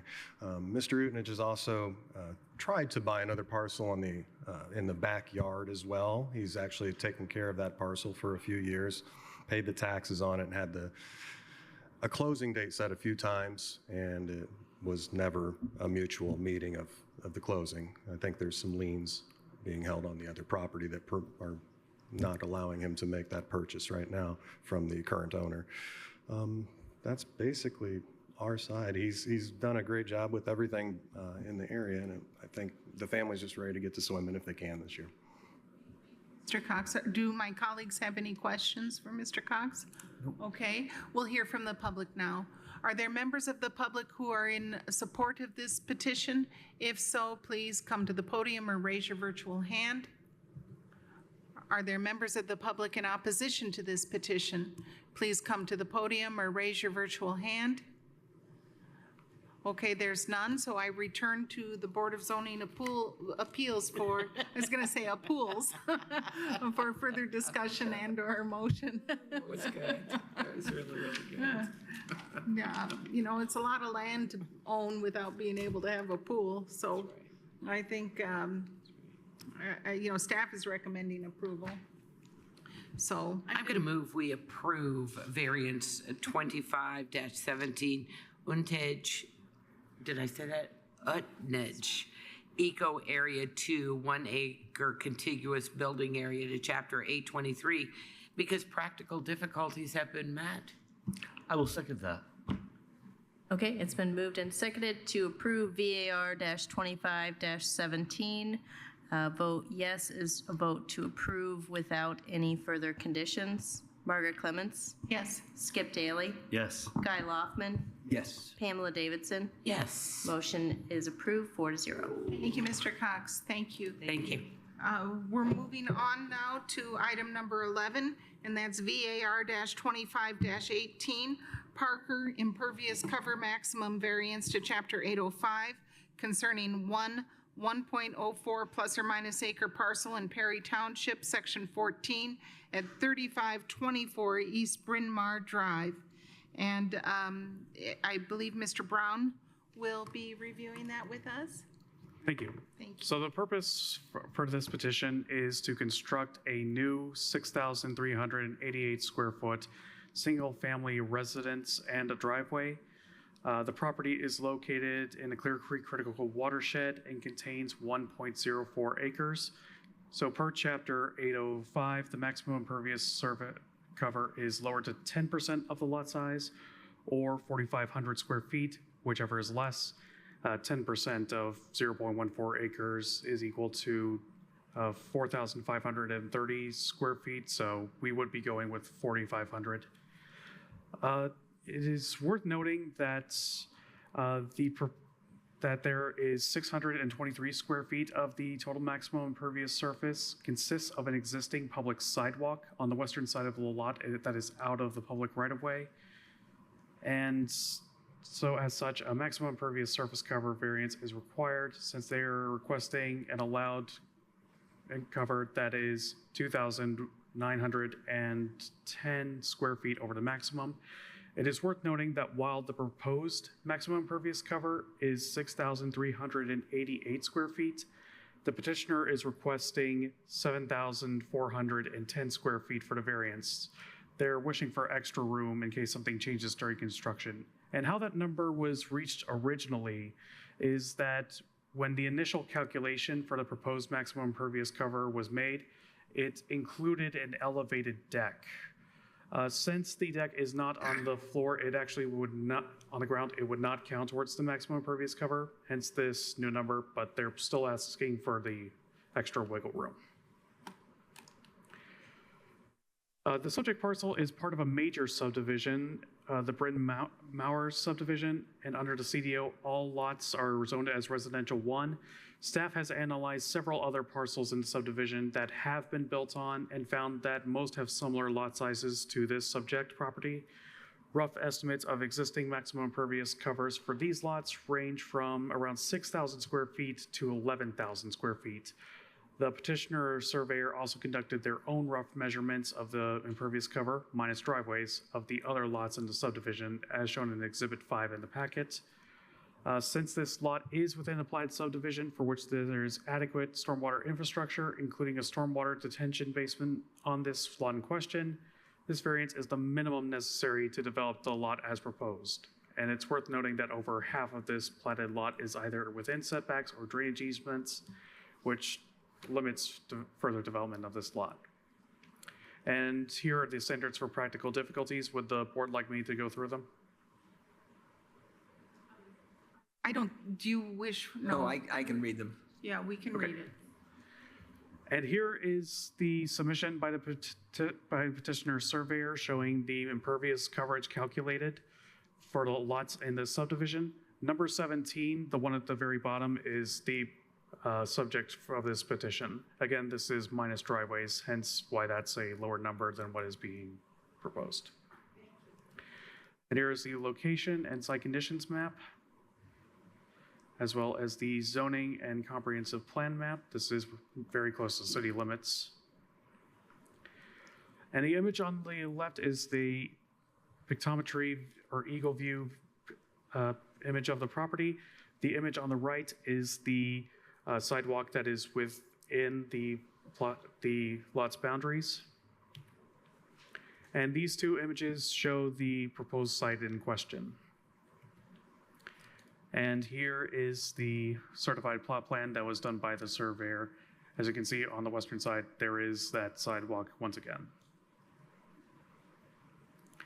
And so staff recommends approval of VAR 25-18 as practical difficulties have been demonstrated, specifically item B, which precludes the development or use of the property in a manner or to an extent enjoyed by other conforming properties in the area. Thank you for that exceptional presentation, Mr. Brown. So Mr. and Mrs. Parker, if you're here, would you kindly come and sign in, and then I'll swear you in?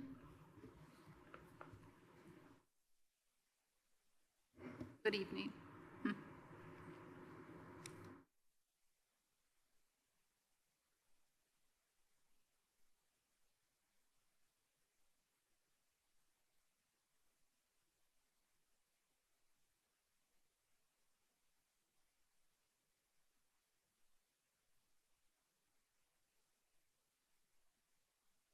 Address we live at or the address of the property? I think where you live so they can send you notifications. Yeah. Got it. Yeah.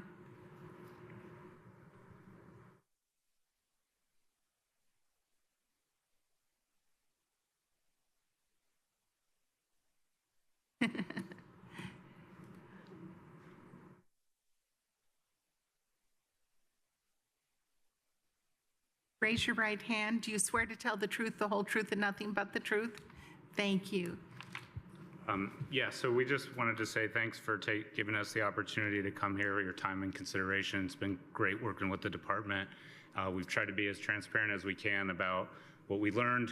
We bought this lot before that standard was approved, learned about it pretty quickly right after that, have been working with our builder, the surveyor, and the department, and the HOA and the architectural committee to try to make sure that we're within the standards that they want in subdivision as well. So we're looking forward to moving on and your recommendation and just. Thank you.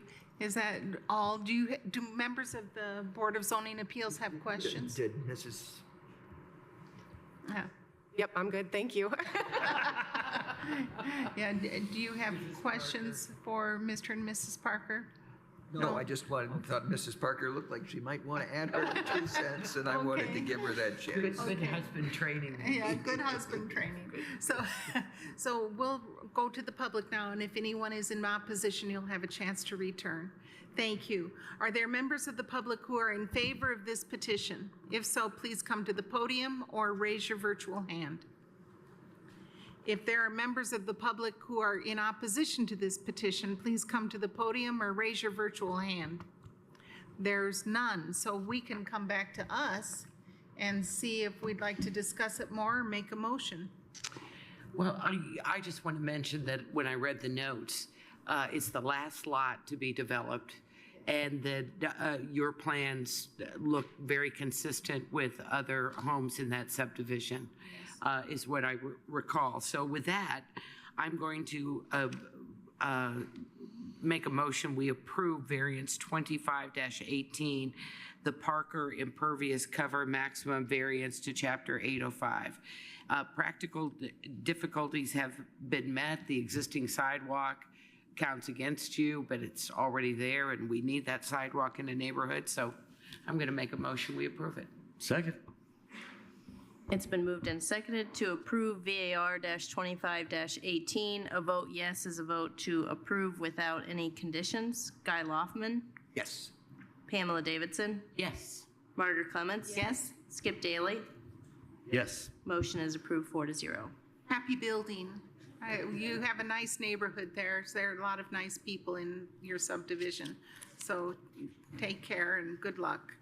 Thanks. Okay, so we're moving on to item number 12, VAR-25-19. This is the Adkins impervious cover maximum variance to Chapter 804 concerning 137.9 plus or minus acre parcel in Salt Creek Township at 6330 East Lampkins Ridge Road. And I believe Ms. Nestor Jelen will be covering this with us. Yes. So this is a maximum impervious cover variance. This is to Chapter 804. So they're requesting, the petitioner is requesting a new single-family residence, and the total impervious after you count for the size of the residence, the porches, decks, walkways, pavement, and the driveway is 16,698 square feet. But the total allowable maximum impervious right now under the current CDO is allowable of 15,000 square feet. Even though the parcel size, as you noted, Margaret, is well over the minimum necessary, which is 2.5 acres, 5 acres in the zone, our standard is 15% of the lot or 15,000, whichever is less.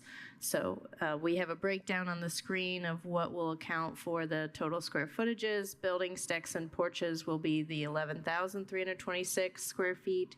Pavement and driveway will account for 5,372 square feet, which gives a total of 16,698, exceeding the maximum by 1,698 square feet. The petition is located within the Lake Monroe watershed, but it is not a critical watershed per the map and the stormwater program's update of that map. And then the home and associated improvements are located within buildable area, so this is the minimum variance necessary to proceed with this current proposal. However, we noted in the staff report that the petitioner could potentially reduce the length of the driveway, moving the home closer to East Lambkins Ridge Road and to reduce the total impervious cover and possibly meet the requirements under the CDO. And here again is the definition of impervious cover, and it does account for all the areas that I mentioned prior. This is the petition site. It recently went through a sliding scale subdivision. It's called the parent parcel remainder, so it's the largest of the parcels that were created under a sliding scale. And then on the left-hand side is the drawing that was submitted for the variance request. I don't believe they have a building permit yet, but they do have a septic permit or septic application in.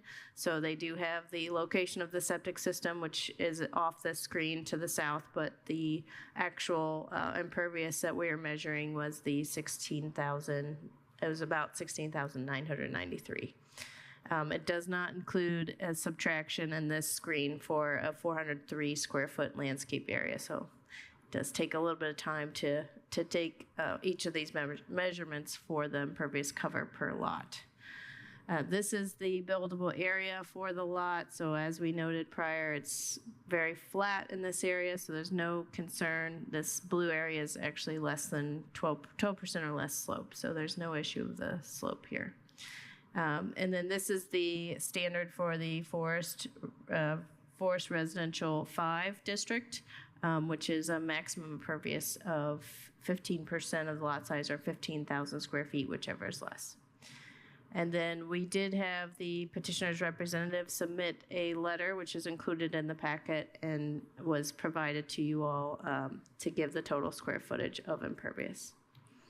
And then here's a zoom out version of the site plan, which also notes the septic location, and then you can see relative the 12% slope line in this, or 15%, I think it's an Eco 2. And then just a zoomed in version. And then this is the sliding scale plat that we noted prior. So this is the parent parcel lot number 4 that we're discussing.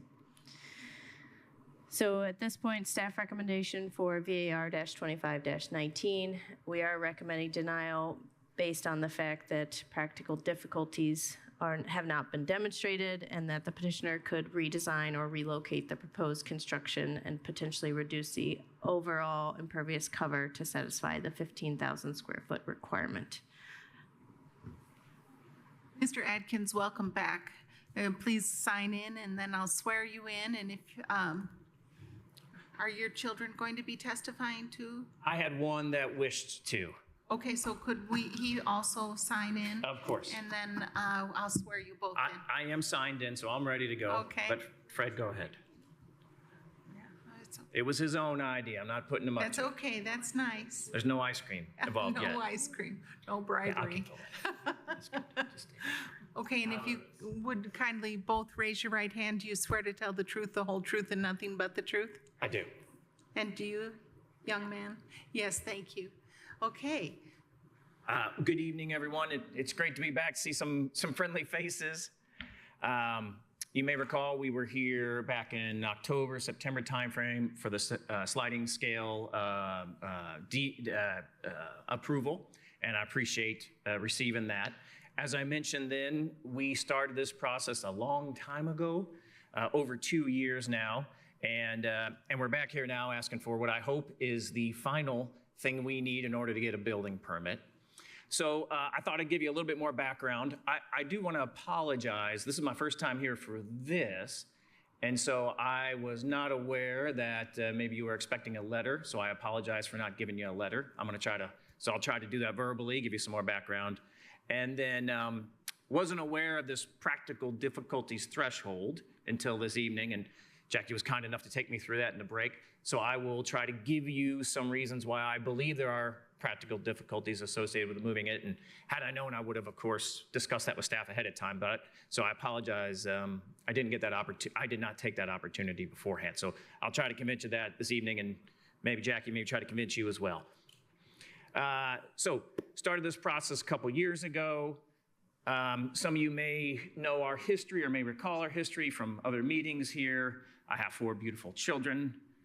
They were raised overseas for the last 14 years, and the plan and the dream was always to raise them here once they became adolescents. My daughter is going to go into Bloomington South next year, and so the promise I made to her especially was that we would be back here by the time she would be a freshman in high school. Came back a year earlier, came back the end of last year, and but before that, we were always looking for a plot of land to build a house that could accommodate 4 children and a couple dogs, maybe a goat and 2 cats, and raise them in a rural but diverse setting. And Bloomington's always been the plan. So this is the plan. When we started this process over 2 years ago with this land, spent a lot of time trying to pick out the best building site. And I am convinced where this building is put right now is the best building site. So let me tell you why. First, this driveway, which ends up in the at the house location, kind of the parking lot, is along an old Duke power line right away. And so it's cleared. And so by us utilizing this driveway, it requires the least amount of trees, if any, to be taken down. I took some pictures of that, so you can see we've got a clear path to the house, and so we want to utilize that. We already have the driveway permits with this location. This driveway also being in this location, Jackie, if you wouldn't mind going to the next slide, gives us very good visibility going east and west on Lampkins Ridge. So this is, Workowitz County Highway. This is where the driveway is. Then the next decision was where we were going to put the house, and so on the site selection itself, Jackie, I don't know if you can zoom in or maybe one of the drawings that Todd sent you, but if you blow up the topographic map, this is the spot and the highest spot. Point of order, you have to speak into the microphone. I apologize. No, I apologize. Sorry, I was trying to use my hands. So where the house is located, if you look at the topo, is on the highest and the flattest spot on all the property, which we all know for drainage purposes, you want to be high. It also allows good drainage down to the septic location. It's about 200 feet from Lampkins Ridge, so, we're pretty far back. So neighbors won't hear the kids causing commotion or the dogs barking. But because of this location and this driveway, we are over the new 15,000 square foot impervious requirement. 2 years ago when we started, or even 6 months ago, that burden did not exist. And I should make the point, because I was told to make the point, the draft language for the amendment to the CDO would allow 55,000 square feet with this parcel. So I know that's not in place right now, but just wanted to make sure that's in there for the record. We are still under 15,000, I understand that, but that is only as of January 1st. Hopefully it's changing. Anyway, parcel is 37.9 acres, which is 1.6 million square feet. Our deviation is requesting 1,600 square feet above the 15,000. That's 1/1000th% of the acreage of the parcel, just for context. If I may, talk about practical difficulties now. And of course, again, had I written you a letter, I would have noted some of these.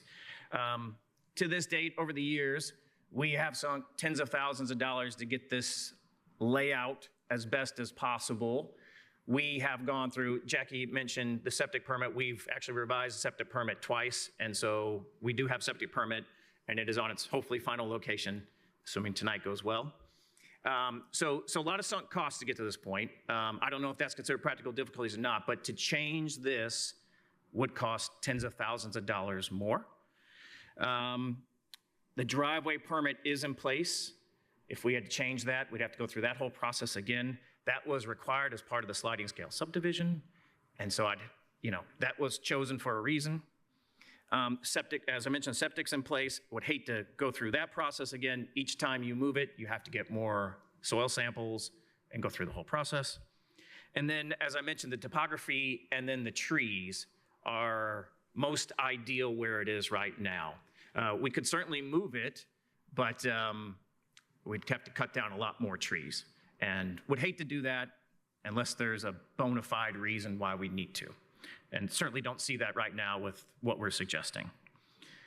And so probably my last point before I turn it over to Fred is again, had we gotten here about 6 months sooner, and I got that building permit about 6 months sooner, I don't think we would have to be here, but fair enough, we are. I really appreciate everyone's time, and I really appreciate staff's time as well for evaluating us and facilitating this process. Thank you, Mr. Adkins. And the young Mr. Adkins, could you point the microphone down to him? Thank you. My name is Fred. We have a small backyard and stuff, so I think we need this house because it has so much room for our little puppy to run around and stuff. And my dad's been really wanting this house for since we lived in South America, and he's like he said, he's really wanted to move here to Bloomington and have this house. So yeah. Thank you, Mr. Adkins. Yes, thank you. Okay, I'll turn it over to the public now. If there are members of the public who are in favor of this petition, please come to the podium or raise your virtual hand. There's no one. Are there members of the public who would like to speak in opposition to this petition? If so, okay, I come back to the Board of Zoning Appeals for further discussion and/or a motion. Well, I think we've set a precedent lately on properties for the last few months, and probably will have to consider these kinds of things again for a while in the future, because you start off with the goalpost one place, and then you get to halfway down the field and find the goalpost is moved. Is an existing driveway that uses most of this is certainly makes it appealing to me that we're not adding a lot of new destruction and of undisturbed surfaces. So I feel in this situation it's appropriate to make the motion, and I'll do so unless other people have comment.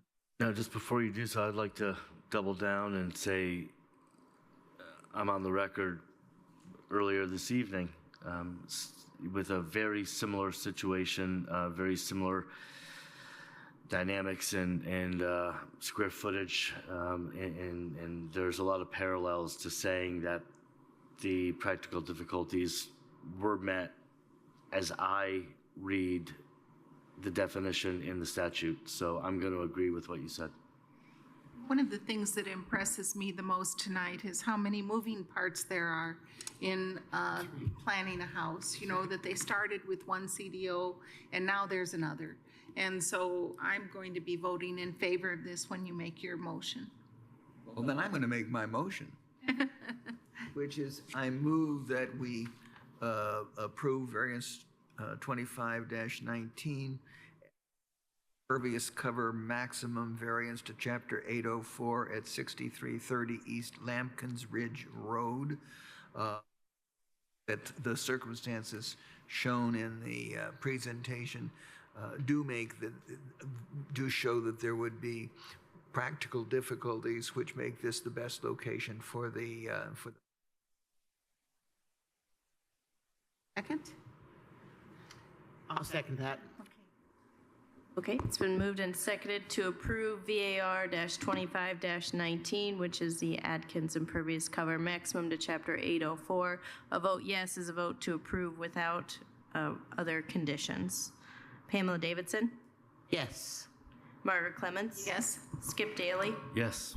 Guy Loftman? Yes. Okay, motion is approved 4-0. Thank you for your patience tonight, and thank you, Mr. Fred Atkins, for testifying tonight, and I look forward to seeing you on the ridge, and have fun in school. I hope you get it done by next year. I hope you can meet your goals. Thank you. You too. We want to compliment Fred. Yeah. Did fine job, Fred. Oh, those are good. Oh, what do they call those? Yeah. Yeah. Like those. Oh, I'm gonna get a pair. Yeah, I need a Chuck Taylor. Okay, we're moving on to item number 13 on the agenda, and that's VAR-25-20, Camp Rock impervious cover maximum variance to Chapter 804 concerning 364.24 plus or minus acre parcel in Benton Township Benton North Township, Section 34 at 7599 North Tunnel Road. And Ms. Crecelius, would you please go over this with us? Absolutely. So the parcels are owned by the city of Bloomington. The petitioner is Boys and Girls Club, care of Katie Stein with Smith Design Group, who is not necessarily present today, but we do have representatives from the Boys and Girls Club with us. So the property is many parcels for a total legal acreage of 364.24 acres. Again, as you've seen tonight, this is from the impervious cover standard. It is zoned Forest Residential 5 and also Lake Lemon overlay. So it does have, the site is extremely large, so we will be going with the 15,000 square feet maximum. So they are requesting a new structure on the property site, generally referred to as Riddle Point and Camp Rock. It is about 45 acres of land out of that large 364, because it includes area that is Lake Lemon. So they have been planning, the petitioner's representative with Smith Design has been planning a new activities building for some time, with a pre-design done in January of 2024. So they are proposing to add a new 2,755 square foot 2-story structure that has a walkout basement to the site. And the new structure will replace an existing activities building in a slightly different location. So on screen is the current kind of footprint of the area that we're looking at. So the smaller building in the center is the existing activities building, and then they will be adding a newer building in a slightly different location with expanded parking, kind of an expanded drive, some kind of a parking space or two as needed, with a concrete, hard paved access to the building.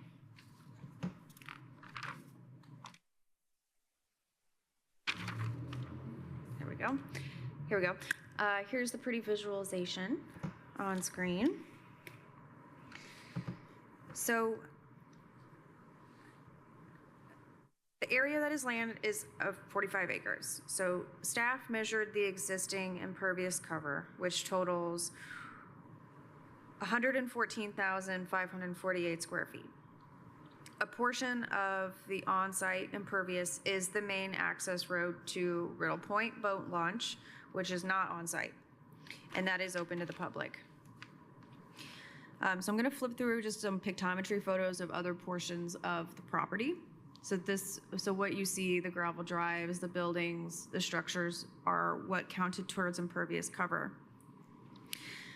So some of the reasoning that staff gets into for their recommendation, which we are recommending approval, is that if the 45 acres of land was the legal total acreage, 15% of the total site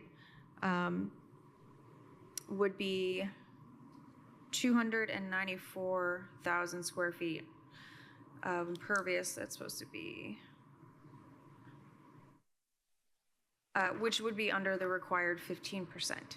Because the county development ordinance states whichever is less, the variance is the minimum required for any development that would be added to the new impervious cover. So because the parcel legal acreage is so large, the amount of area that we're looking at, and then as you've seen tonight, we are stuck between a rock and a hard place with the whichever is less phrase. We do think that this does meet the standards of approval for a design standards variance. So on screen is a photo of the existing activities building. It is the small blue building past the larger structure. So my understanding is that this building has had a long life, and that would be more economical to take it down, put a new structure, slightly different location, with a little bit better access to the main driveway. So on screen, we have the petitioner's letter written by Katie Stein to the Board of Zoning Appeals.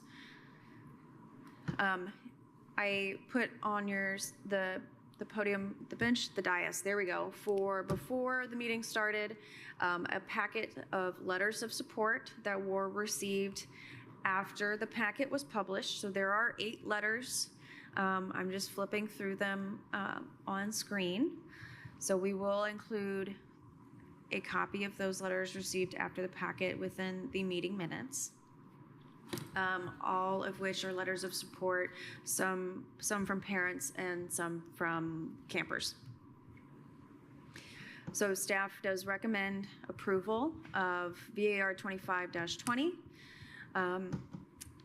citing that the variance request satisfies the standards for design standards approval, and then noting that if approved, any additional impervious surface not shown on the plot plan would require an additional variance or require existing impervious cover to be removed as to result in a no net gain of impervious surface. Thank you so much for that exceptional review. It's a really interesting property. So if you would kindly sign in, and then we'd like for you to I'll swear you in, and then you can testify about your request for variance. And I'd like to take this opportunity to thank you publicly for the good work you do for boys and girls throughout our community. You are so welcome. Thank you. Contiguous counties. Yeah. I mean, they are all over the place. Yeah, that's right. That's right. Good point. That's Thank a good you. point. That's an exceptional point. Thank you. Yeah. Hear about our neighbors.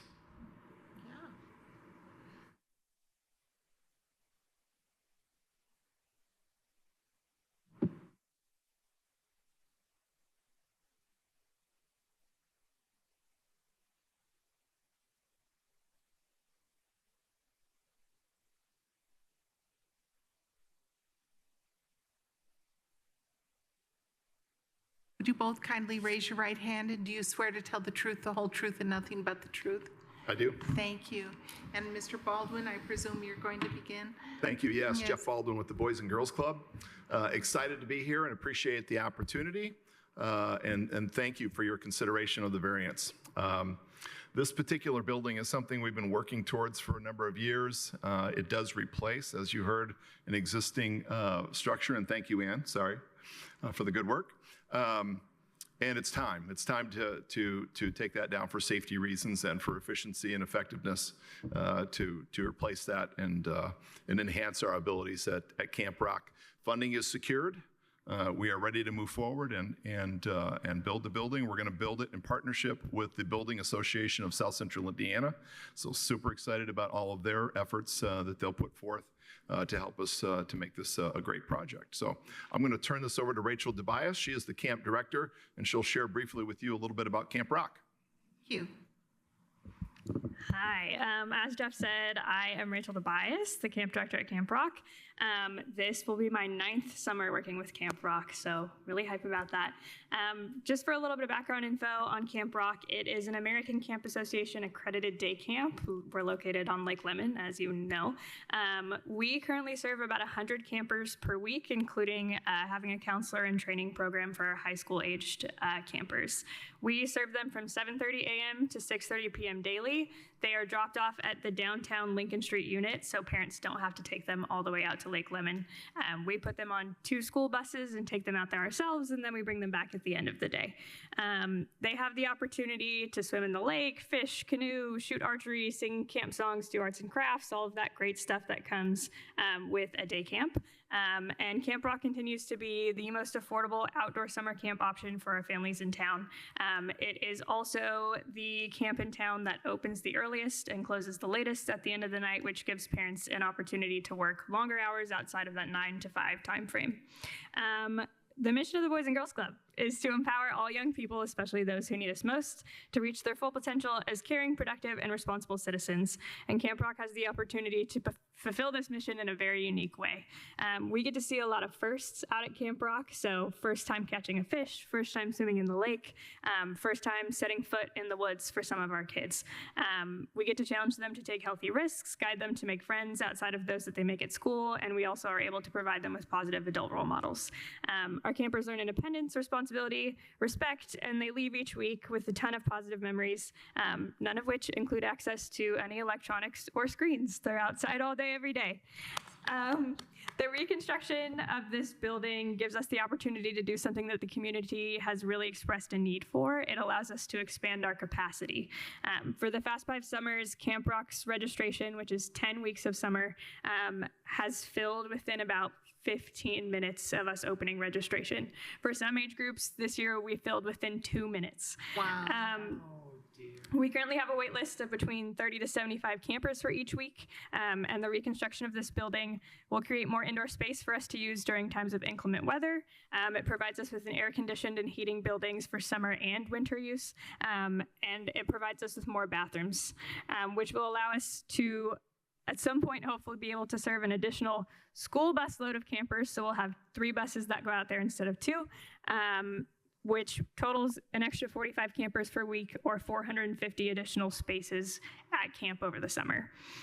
This increased capacity also allows us the opportunity to potentially use that property year-round. Right now, we're only using it during the summer and when it's nice outside for a few break camps throughout the year, which gives us the possibility to start using Camp Rock as an after-school site, which creates more room at the Lincoln Street Club for them to serve more kids overall, so the organization will be able to serve more. Yeah, we essentially just have the opportunity to continue to touch more lives and to get those kids outside. So thanks for allowing us the opportunity to speak, and we appreciate your time. Thank you for your good work. That's really amazing. I didn't know all that. I do have one question. What is the footprint of the new building compared to the old? Are you increasing the amount? It is slightly. I would say it could be 100 square feet or so, maybe a little bit more than that of the actual building itself, but not substantially. There's some deck area that's part of this as well that could be a little bit over that 10% or more. Right. Thank you. My quick question is, in some of the supporting letters, it calls it the main cabin, and you've called it the activities building. Is it the same thing? Yes. Yeah. So that, interestingly enough, a little history. That building was on site when we began to use it back in the 70s. And stories I've heard is that Tom Lemon, past mayor, that used to be kind of a hangout for him back in the day. And it's been a long time. That main building, as we've called it, has been the center focus of that complex. But we're excited to just show it into the future and move forward with a great new building. So. I'm glad, Rachel, you talked about increasing capacity, because that was going to be my question right away. I've been to a couple of events at Camp Rock, and they do talk about how quick that list closes. 2 minutes, you said? There's a lot of heartbroken kids not going to camp, aren't there? A lot of heartbroken kids. Yeah, so I'm glad about the capacity very, very much. Okay, we're going to hear from the public now, and if there's any opposition, you'll have an opportunity to return. Are there members of the public who would like to speak in favor of this petition? If so, please come to the podium or raise your virtual hand. Are there members of the public who are in opposition to this petition? If so, please come to the podium or raise your virtual hand. Seeing none, we come back to the Board of Zoning Appeals for further discussion and/or a motion. I think we are safe to move to approve variance 25-20, the Camp Rock impervious cover maximum variance to Chapter 804, with our sincere thanks for all you do for our communities. If that is a motion, I will second. It's been motioned and seconded to approve VAR-25-20, which is an impervious cover maximum. A vote yes is a vote to approve without any required conditions. Guy Loftman? Yes. Pamela Davidson? Yes. Margaret Clements? Yes, and with congratulations for having already funded it. That's the hardest part. Oh. Okay. And Skip Daly? Yes. Okay, motion is approved 4-0. Thank you, thank you, thank you.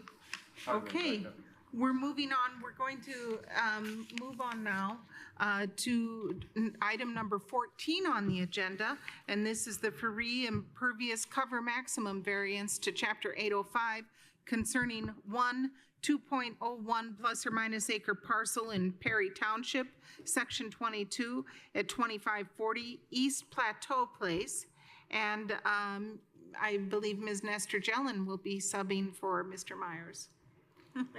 Correct. So this is another maximum impervious cover variance, and they are requesting a modest 435 square foot concrete patio. The site is already over the maximum impervious, so they are seeking this variance, which is the minimum necessary to proceed. They are limited, since this is in a critical drainage area or critical watershed area, they're limited to the 4,500 square foot maximum. Just as a note, they did receive a building permit on April 9th, 2025 to construct a sunroom addition. However, it was in coordination with a reduction of other impervious, so we were able to issue that. But they held off on the concrete patio associated with this planned project until this variance would proceed. So total impervious cover will equal around 7,682 square feet, which is over the 4,500 square feet allowable by 3,182 square feet. The new patio location is flat, it meets all setbacks, and it would not require any tree removal. And again, on the screen is the impervious cover definition, what counts towards impervious. And then our figure 1 is just the calculated impervious based on the petitioner's site plan. So this is the location of the new sunroom that they have a permit for, and then the new patio is what has waited for this BZA meeting and hearing.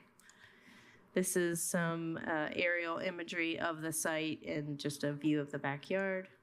And then just the existing home street view of the driveway and the home. And as we stated, it's in Perry Township. It's on the corner of Plateau Place and South Cordova Place. And here is the residential dimensional standards that they're seeking a variance from. We do have a letter, which is included in the packet, just stating that they're asking for the patio as part of the variance, and then the consent for the contractor to do so. And then here is the site plan that the petitioner submitted, showing the sunroom and the patio. And then finally, we do have staff's recommendation. So based on the way that the ordinance is written under VAR-25-21, staff is recommending denial, and that's just due to the practical difficulties, specifically the ability to possibly remove portions of existing impervious cover, such as part of the extended driveway, and potentially meet the requirements by not going over any further. Okay, are the Evans or Farees here to speak on this? Please come to the podium and sign in, and then I'll swear you in. Thanks for your patience tonight. It's a long agenda. I know it's hard to sit through. Sorry about that.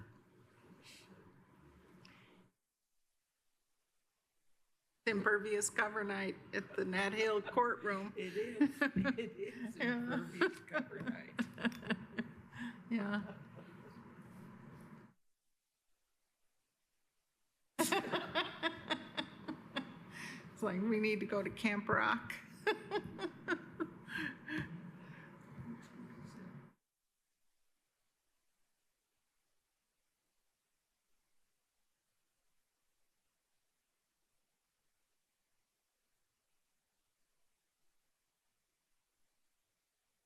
Are you both Farees?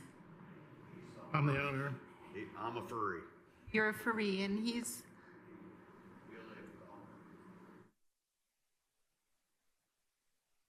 Heard your names. So I've heard your names, you know, really good.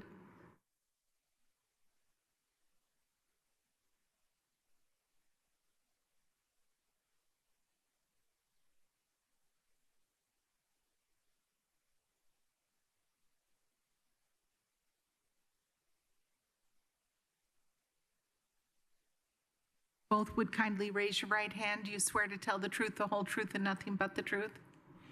Thank you. So please proceed. Well, I mean, we're just, I'm Landon Furry. And we're just asking for a little patio.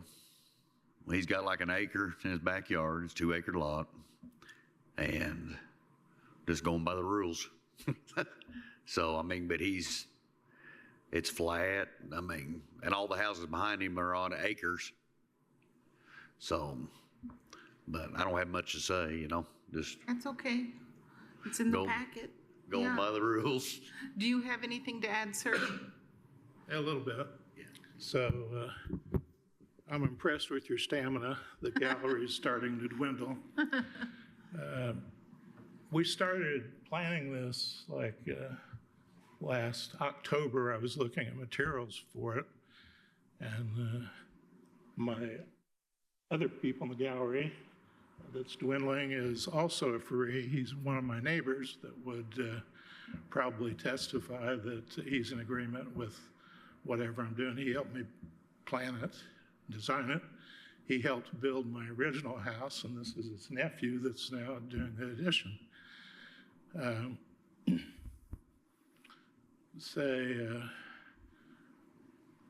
I'll remind you of my address, which is Plateau Place. It's very flat. I've got enough room probably in my front yard and my backyard, if we knock down a couple trees, to put a football field in the front yard and a football field in the backyard. Wow. It's hard, maybe hard to see that by the photographs. As he said, behind me, there's Cordova, extends into 2 other roads. All of those, to my knowledge, have approximately 1 acre of property, and many of them have more square footage. So we're looking at, if you look behind my house, I've got 1 house, a driveway, and the square footage we talked about. But behind me, there are 2 houses on the same amount of land that I have. There are 2 driveways, 2 septic tanks. If I'm not approved, I can't see how they can even put out a stepping stone in their backyard without your approval, because I've got way much more permeable ground to absorb, absorb the water. It's relatively a small footprint. If I'd known the letters were important, I talked to all my surrounding neighbors, including my designer there, and I could have gotten you 6 or 7 letters if that was a factor. So that could be had if it was needed.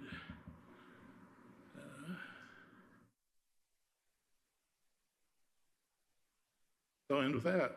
Thank you for your consideration. Thank you for coming, and thank you for all of your time that you've spent here and your patience with us. We're going to turn now to the public, and if anyone is in, you have a question? Yeah, let me Mr. ask my, is it your understanding that before the CDO, you would have been compliant? You wouldn't have needed to? Exactly.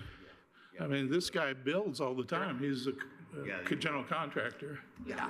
So we were shocked when we got to the building permit process and there's an issue. And I realize you got to draw the line somewhere, but it seems like you need different standards for people with more property, more land than what they have in town to me, or it needs to be tweaked a little bit.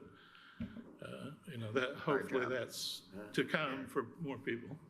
We're learning as we go, and we're contemplating that. I mean, because of course, any policy, as it's implemented, its use illustrates to us some of the weaknesses. So we've all learned tonight, and thank you for your patience with us. So we will listen to the public now, and if anyone is in opposition, you'll have a chance to rebut. I think you're going to be busy for a few months. I think you're right. I think you're right. So are there members of the public who would like to speak in support of this variance? You could either raise your virtual hand or come to the podium. Are there members of the public who would like to speak in opposition to this variance? If so, please come to the podium or raise your virtual hand. Seeing none, I return to the Board of Zoning Appeals for further discussion and/or a motion. Well,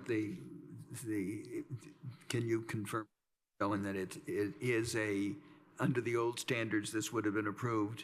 That's correct. Yeah, okay, well, that being the case, I'm comfortable moving forward, and I suspect I can go ahead and make a motion that variance 25-21, very impervious cover maximum variance to chapter 805 concerning 2 acre plus or minus tract at 2540 East Plateau Place be approved on the grounds that this is the required to avoid practical difficulties.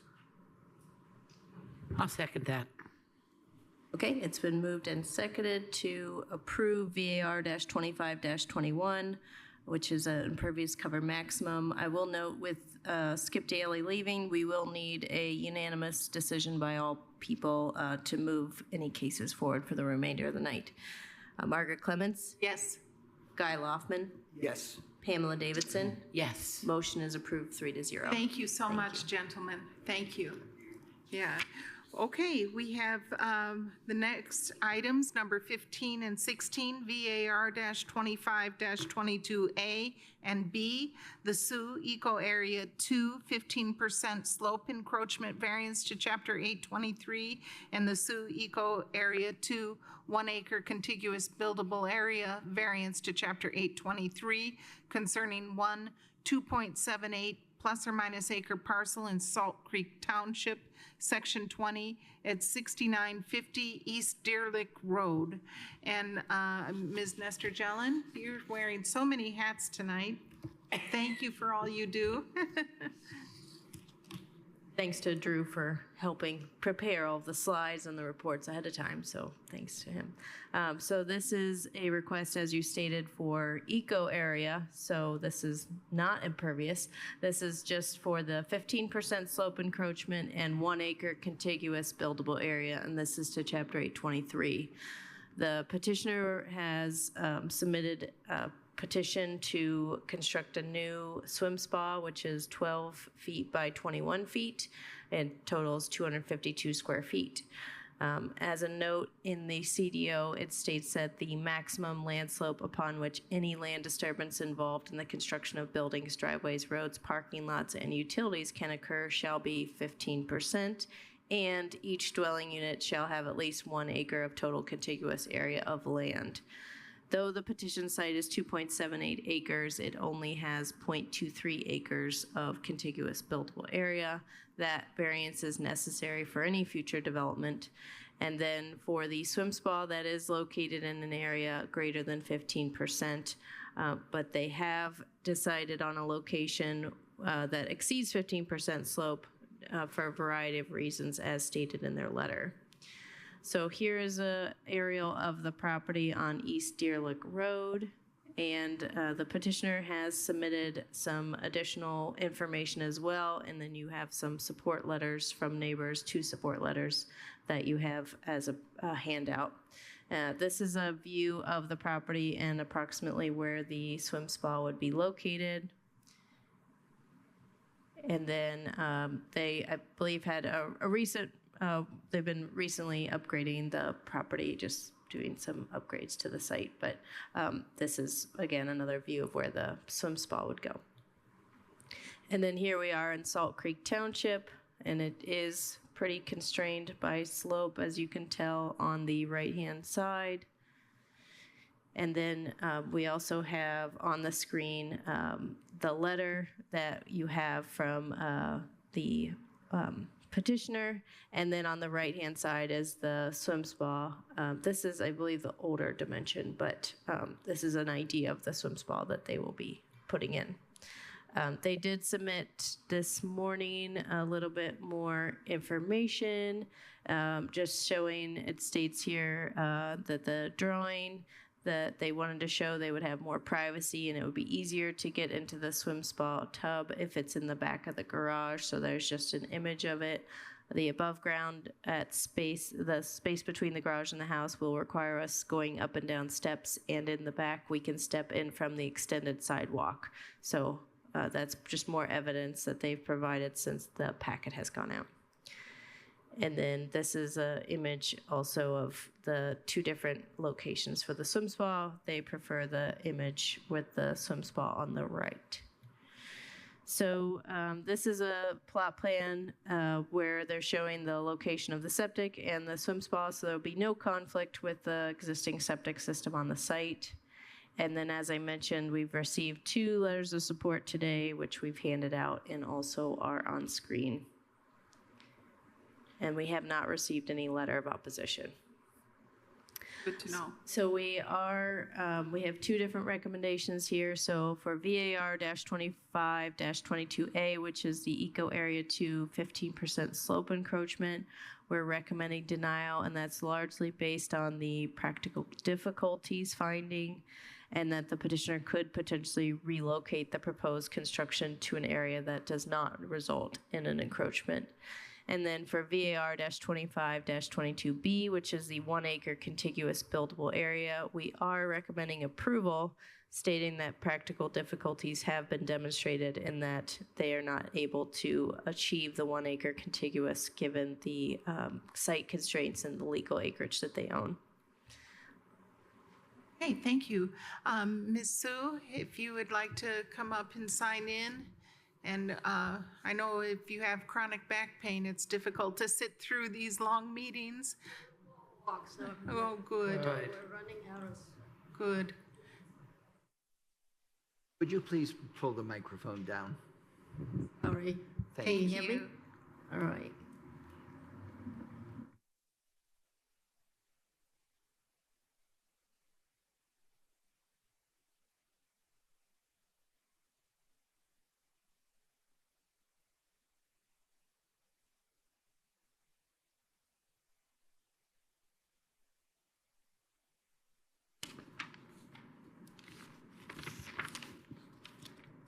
Okay, would you kindly raise your right hand? Do you swear to tell the truth, the whole truth, and nothing but the truth? Yes. Thank you. Well, first, thank you, Drew, for putting up with me not deciding where to put it. I mean, at the beginning, we decide to put it right there by the garage so it'll be easier to get to. But then with this big rain coming, first we were gonna dig down so that it's like partially in the ground, then we can get in easily without having to climb. But looking at the amount of rain and with the roof from the garage, that water was crazy. So actually I talked to the pool people. They say the equipment needs to be dry on the outside. So if we dig down to put the pool, the swim spot, it's only 7.5 by 15. They wanted the pad to be 12 by 21 so that they can service it. So to put it above, we'll have to dig down, and if it rains, we're either required to put like a building over it to protect it, which is a lot of money. I talked to Drew about maybe put like a awning over or like a cover, like a carport. Yeah. But the wind out there also, the neighbor's shed roof got torn up. So we decided just no roof. And maybe if we are putting it up between the house and the garage, we probably need to dig it down so we don't have to climb to get into it. But my nephews say that the back of the garage will probably be a lot less digging to get partially buried because the back of it, it's already kind of lower. So would literally be building a retaining wall of 3 feet on one side, and the other side, it's even to the ground. That's kind of the reasoning why. Can you hear me? Sorry. Yes, we can hear you. Are you finished? Yes. I'm going to ask my colleagues if they have questions for you. So it's undetermined where it will actually go and if there's a slope issue because you've considered different locations. Yeah, I think when we first talked, me and Drew had agreed that to put it above he said I have to decide. So I decided I want to do it. I want to have it in the back so we don't have to climb up. Bury it into the bank. Yeah. Into the slope. Built into, instead of, even if I'm gonna put it where initially I want to put it, we will have to dig down to set it in, but it will flood because of it's not a pool, it have equipment that will heat it. So it's safer to have it in the back where the water would drain out with the You hear me? Yes. So you're requesting that you have permission to put it to the lower site, which would Yes. require Correct. going into the 15% slope. And it would be less disturbance overall because it's not digging down on Yes. right next to the garage. It is building into the bank that is already partially Yes. excavated. Yes. That's what I hear. Yeah. Okay. That's good, thank you. Yeah, so we will hear from the public, and if there's anyone in opposition, you'll have an opportunity to return. Thank you. Okay, thank you, Ms. Thank you for your Sue. time. Thank you. Are there members of the public who would like to speak in support of this petition? If so, please come to the podium or raise your virtual hand. Are there members of the public who would like to speak in opposition to this petition? If so, please come to the podium or raise your virtual hand. None, I come back to us for further discussion and/or a motion.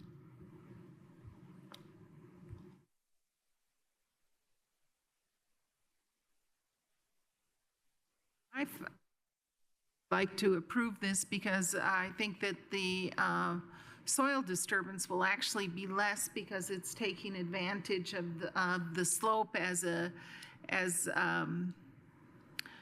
mitigating factor, that they will have to actually disrupt less land than if they put it right next to the garage.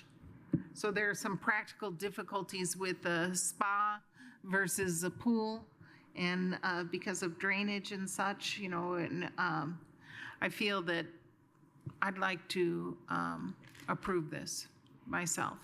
And it sounds as if you have professional help in helping you place it for optimal. Yes, yes. Because you need a pad, you need the equipment retaining wall. dry. Yes. A you need- retaining wall. So it's still being revealed exactly where it's going to be. Is that a problem for staff? So the site plan that we have, I think she was just saying that we originally were going with 2 options, but either option required the 1 acre contiguous variance anyways. Yes. So we were stating you have to come to BZA regardless. Right. And then I think along the course of the month, it was decided to go with the option that's Into the shown in slope. the packet. Yeah. Help at all? Yeah, I think my feeling is it's not much. Right. I don't like going into that 15% No, we don't slope. like that. It's a struggle, but You don't. I don't want Ms. Wu to have to come back again if I vote no. And Right. my intuition is it would eventually pass, and I will vote in favor of it. Okay, well then I'll make a motion to approve both variance 25-22A, which is Sioux Eco Area 2, the 15% slope encroachment variance to Chapter 823, and also variance 25-22B, the Sioux Eco Area 2, 1 acre contiguous buildable area variance to Chapter 823, and that one is because the standard cannot be met at all. A contiguous building area. Is there a second? Second. Okay. Okay, it's been moved and seconded to approve both VAR-25-22A and VAR-25-22B. A vote yes is a vote to approve both variances without any required conditions of approval. Pamela Davidson? Yes. Margaret Clements? Yes. Guy Loftman? Yes. Motion is approved 3-0. And Thank you, Ms. I Sue. would apologize. I think I misstated your name, Ms. Sue. Thank you. Good luck with that. We hope it Yes. helps your back pain. Yes. It's terrible. Yes, thank you. Well, we're on to the last item, the last 4 items on the agenda, items 17, 18, 19, and 20, and that's variances 25-23A through D, and this is the Biddle impervious cover maximum, the Biddle Eco Area 1 for residential density maximum, the Biddle Eco Area 1, 1 acre contiguous buildable area variance, and the Biddle Eco 1, 12% slope land disturbance variance from Chapter 823 concerning 1.40 plus or minus acre parcel in Clear Creek Township, Section 24 at 8051 West Hardin Ridge Road. And Mr. Brown, we're glad to see you back at the table to present this to us. Thank you. So the purpose for these variances is the construction of a new pole barn and driveway.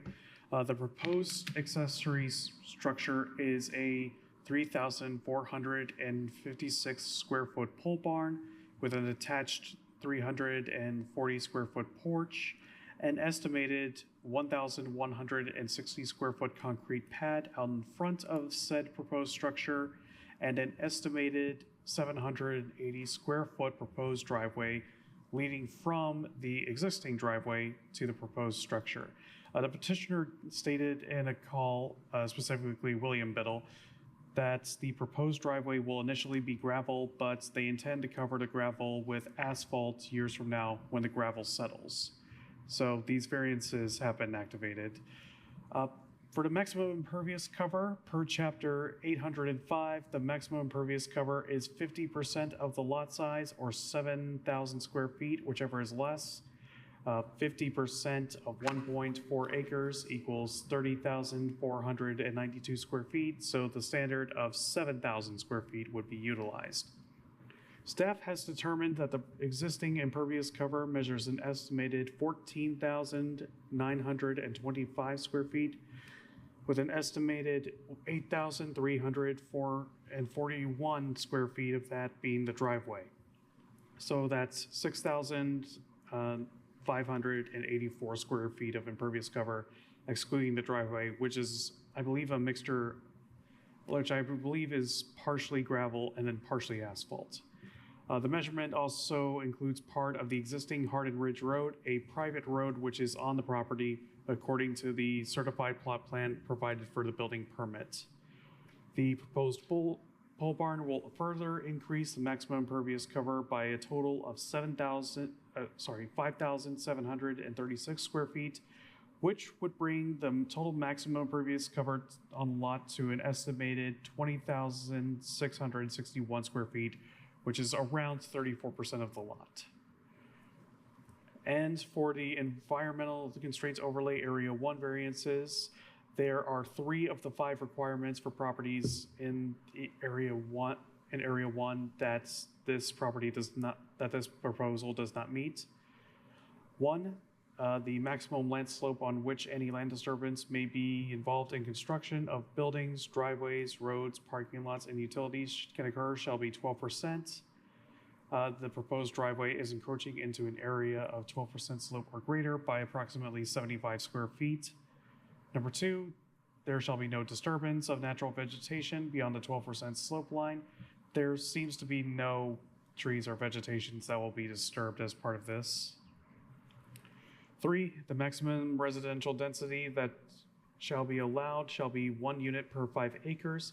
The legal acreage of the petition site is 1.4 acres, more or less. The acreage of the petition site, however, as measured by a licensed surveyor, is an estimated 1.43 square feet. However, the proposal does not change the residential density of this lot, as it's not adding any additional residential units. 4, the lots fronting the lake require a minimum of 300 feet total lake frontage. The petition site does not directly front the lake. There's an area of Forest Residential 5 kind of surrounding the lot. So this standard does not apply. And finally, number 5, each dwelling unit shall have at least 1 acre of total contiguous buildable area. The petition site has no locations that meet the required 1 acre minimum of contiguous buildable area, where all relevant standards in Chapter 813 are applied.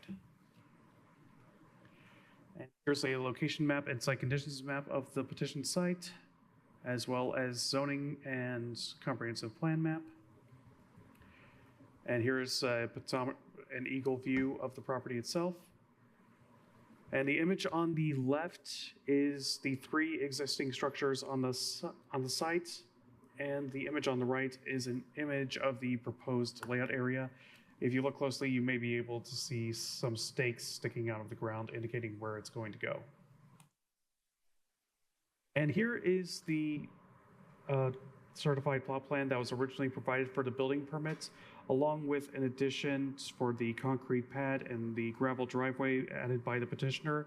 At the time that this residential building permit was submitted to us, it was not known how exactly the how access to the proposed structure would have been maintained. And so staff recommends denial of VAR 25-23A as practical difficulties have not been demonstrated, and the structure would increase the already non-conforming maximum impervious cover. In addition, the structure and associated existing drives could be redesigned and reduced in size to reduce the overall impervious cover proposed. 2, approval of VAR 25-23B is recommending approval as practical difficulties have been demonstrated, as lot cannot be enlarged to meet the standards of Chapter 823 without both significant grading and expanding the lot size via an administrative subdivision. 3, we recommend approval of VAR 25-23C as practical difficulties have been demonstrated as lot cannot be enlarged for the same reasons as VAR 25-23B. And finally, we recommend denial of VAR 25-23D as practical difficulties have not been demonstrated and a redesign or relocation of the proposed building could avoid having the proposed driveway cross an area of 12% slope or greater.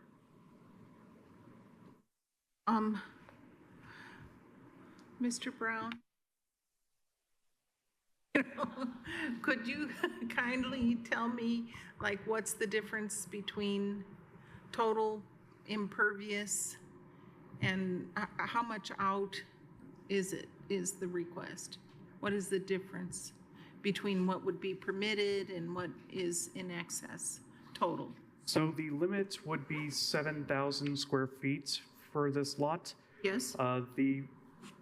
The proposed structures, as well as the existing structures, including driveways, would bring the total maximum impervious coverage of the lot to an estimated 20,661 square feet. So that's a difference of 13,661 square feet. 66% more, roughly speaking. Roughly, 2/3, roughly.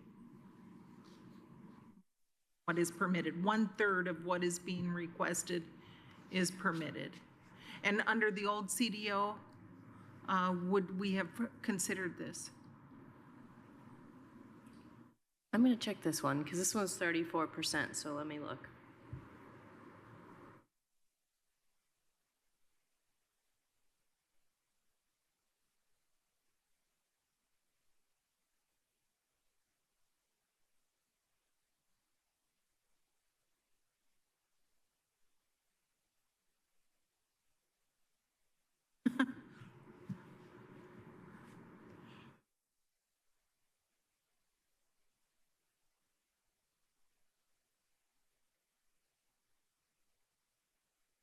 The prior zoning of this lot was FR, which would have required 5-acre minimum. So actually in that way, it became a little bit better for them because now they only require 1 acre.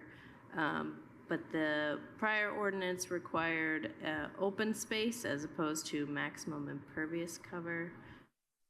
But for this zone, it was allowable that they would have a maximum lot coverage of 15,000 square feet. So it was previously 15,000 square feet. So I think that they still would have required this. Okay, so that would be a difference of 5,000 square feet, roughly speaking. Okay. So Ms. Biddle, would you kindly come to the podium and sign in? Thanks for your patience tonight and your stamina. Last but not least. Yeah.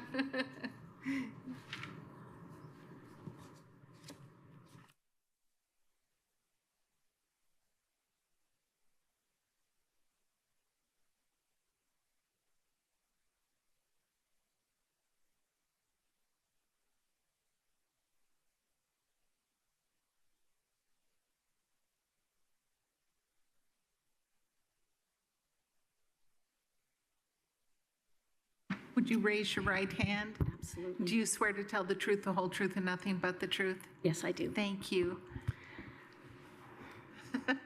So, I got to really sell here, don't I? We bought this property in 2017, and now going forward, as we look at retirement, we would like to make that our permanent home.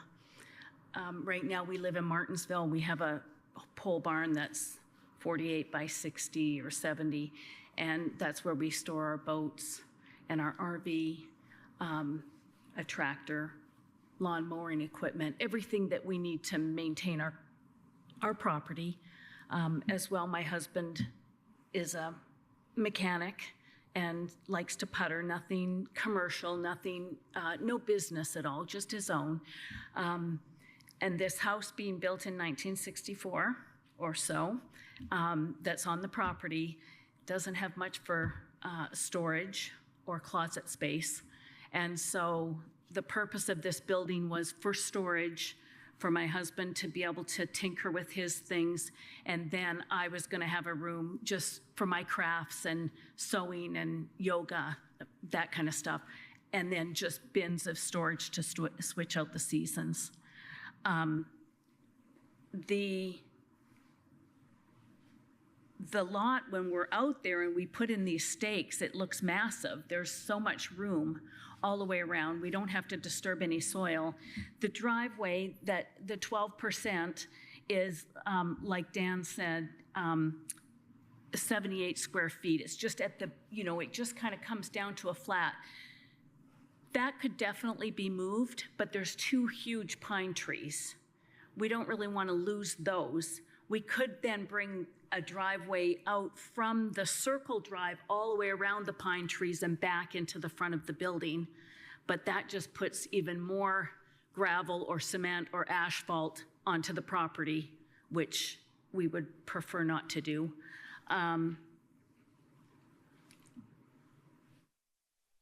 that's about all I got. I'm sorry. I'm going to ask my colleagues if they have any questions for you. So this request is really to build that pole barn for all the storage. Yes. And it's going to have a porch with it, and it's going to have a concrete pad in the driveway. That's where the impervious surface. Yes, that's exactly it. And the purpose of that, well, the porch is just kind of for aesthetics. We've got really nice homes in that area. So, and it's actually going to be a poured concrete and 2x6 walls. So it won't really be a pole structure, but garage, was for aesthetics, a lot of it, because we want to keep the neighbors happy. We don't want to be an eyesore. And then the concrete pad in front was for purpose of parking boats to be able to pull up and then back in safely and maintaining the integrity of the walls and the poles in between the doors. Boats. That's nice. Yeah. Well, it's on a lake. It is on a lake. Yeah. Yeah, boats. Yeah. All right, Mr. Loftman, any questions for you?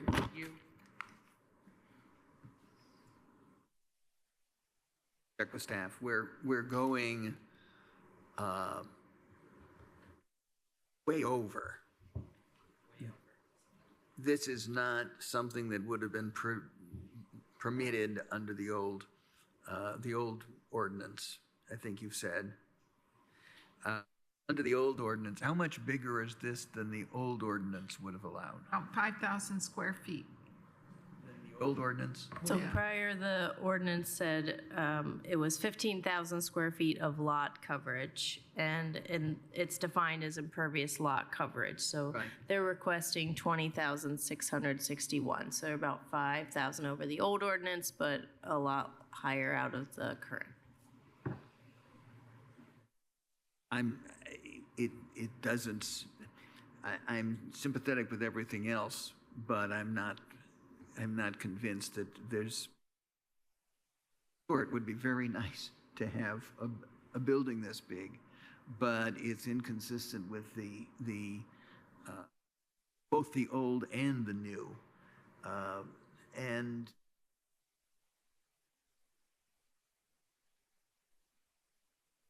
sorry, but I can't see voting for a building that big.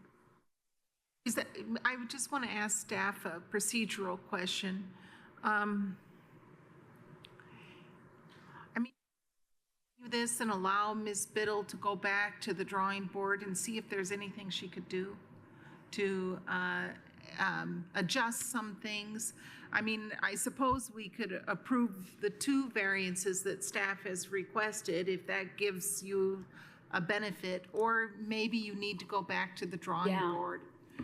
Because I look at, it seems like there's some things you could do. But it looks pretty the way you have it designed. I have to confess, I like the look of it, but we do have, that is our water source and all of that. And it doesn't comply with the old ordinance or the new one. So what would be your preference for us to continue this? Okay, so could we have a motion to continue it?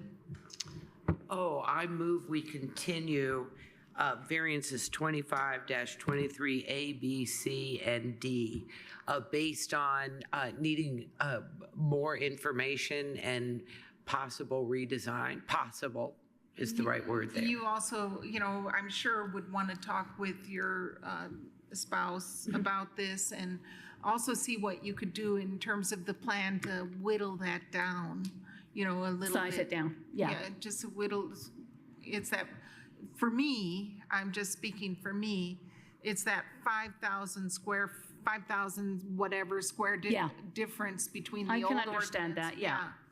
But we also have to be cognizant that boats are big. Yeah. We do have to be cognizant of. That's true. They're massive to store. They're long. They're both 21 feet, but then on the trailer, they're, 28 or 30 or whatever. And that's why you need the turnaround. I mean, I was looking, could you eliminate that turnaround? But then I realized it's on the lake and, you've got a boat and a trailer The and a turnaround truck. would be, but maybe the building could size down. If you could just revisit your plans and come back to us, we'd be grateful. Okay. Okay. I made that motion. Did anyone second it? No. Second the motion to Okay, great. continue. Okay, it's been moved and seconded to continue this petition to the June 4th, 2025 Board of Zoning and Appeals meeting. A vote yes is a vote to continue the petition in hopes that we could work with the petitioner as staff to confirm the design and location of structures proposed. Margaret Clements? Yes. Guy Loftman? Yes. Pamela Davidson? Yes. Okay, motion to continue is approved. Thank you. 3-0. And we have to apologize. You're the last one Oh, that's tonight. And okay. then we continued it. It's not midnight. She It's went, okay. oh, well, there we go. Oh, It will be first. midnight in the garden, right? You'll be first on the next month's agenda, though, since this was Okay. only petition Thank you, continued. But, Daniel, yeah, for everything too. we will chat with you outside just to give you some updates. Okay. I think we may need a motion to adjourn. Is there Yes. anything else? Okay. Oh, look, we got in right under the mark of. Wow. 9 o'clock. Well, we Wow. did well. We did, Yeah. Very good. Yeah, thank you, everyone. Thank you for. The approach we took was very practical. Now, maybe it wouldn't have been, to first hear everything and then go back to staff. I like that. You're waiting on. Oh.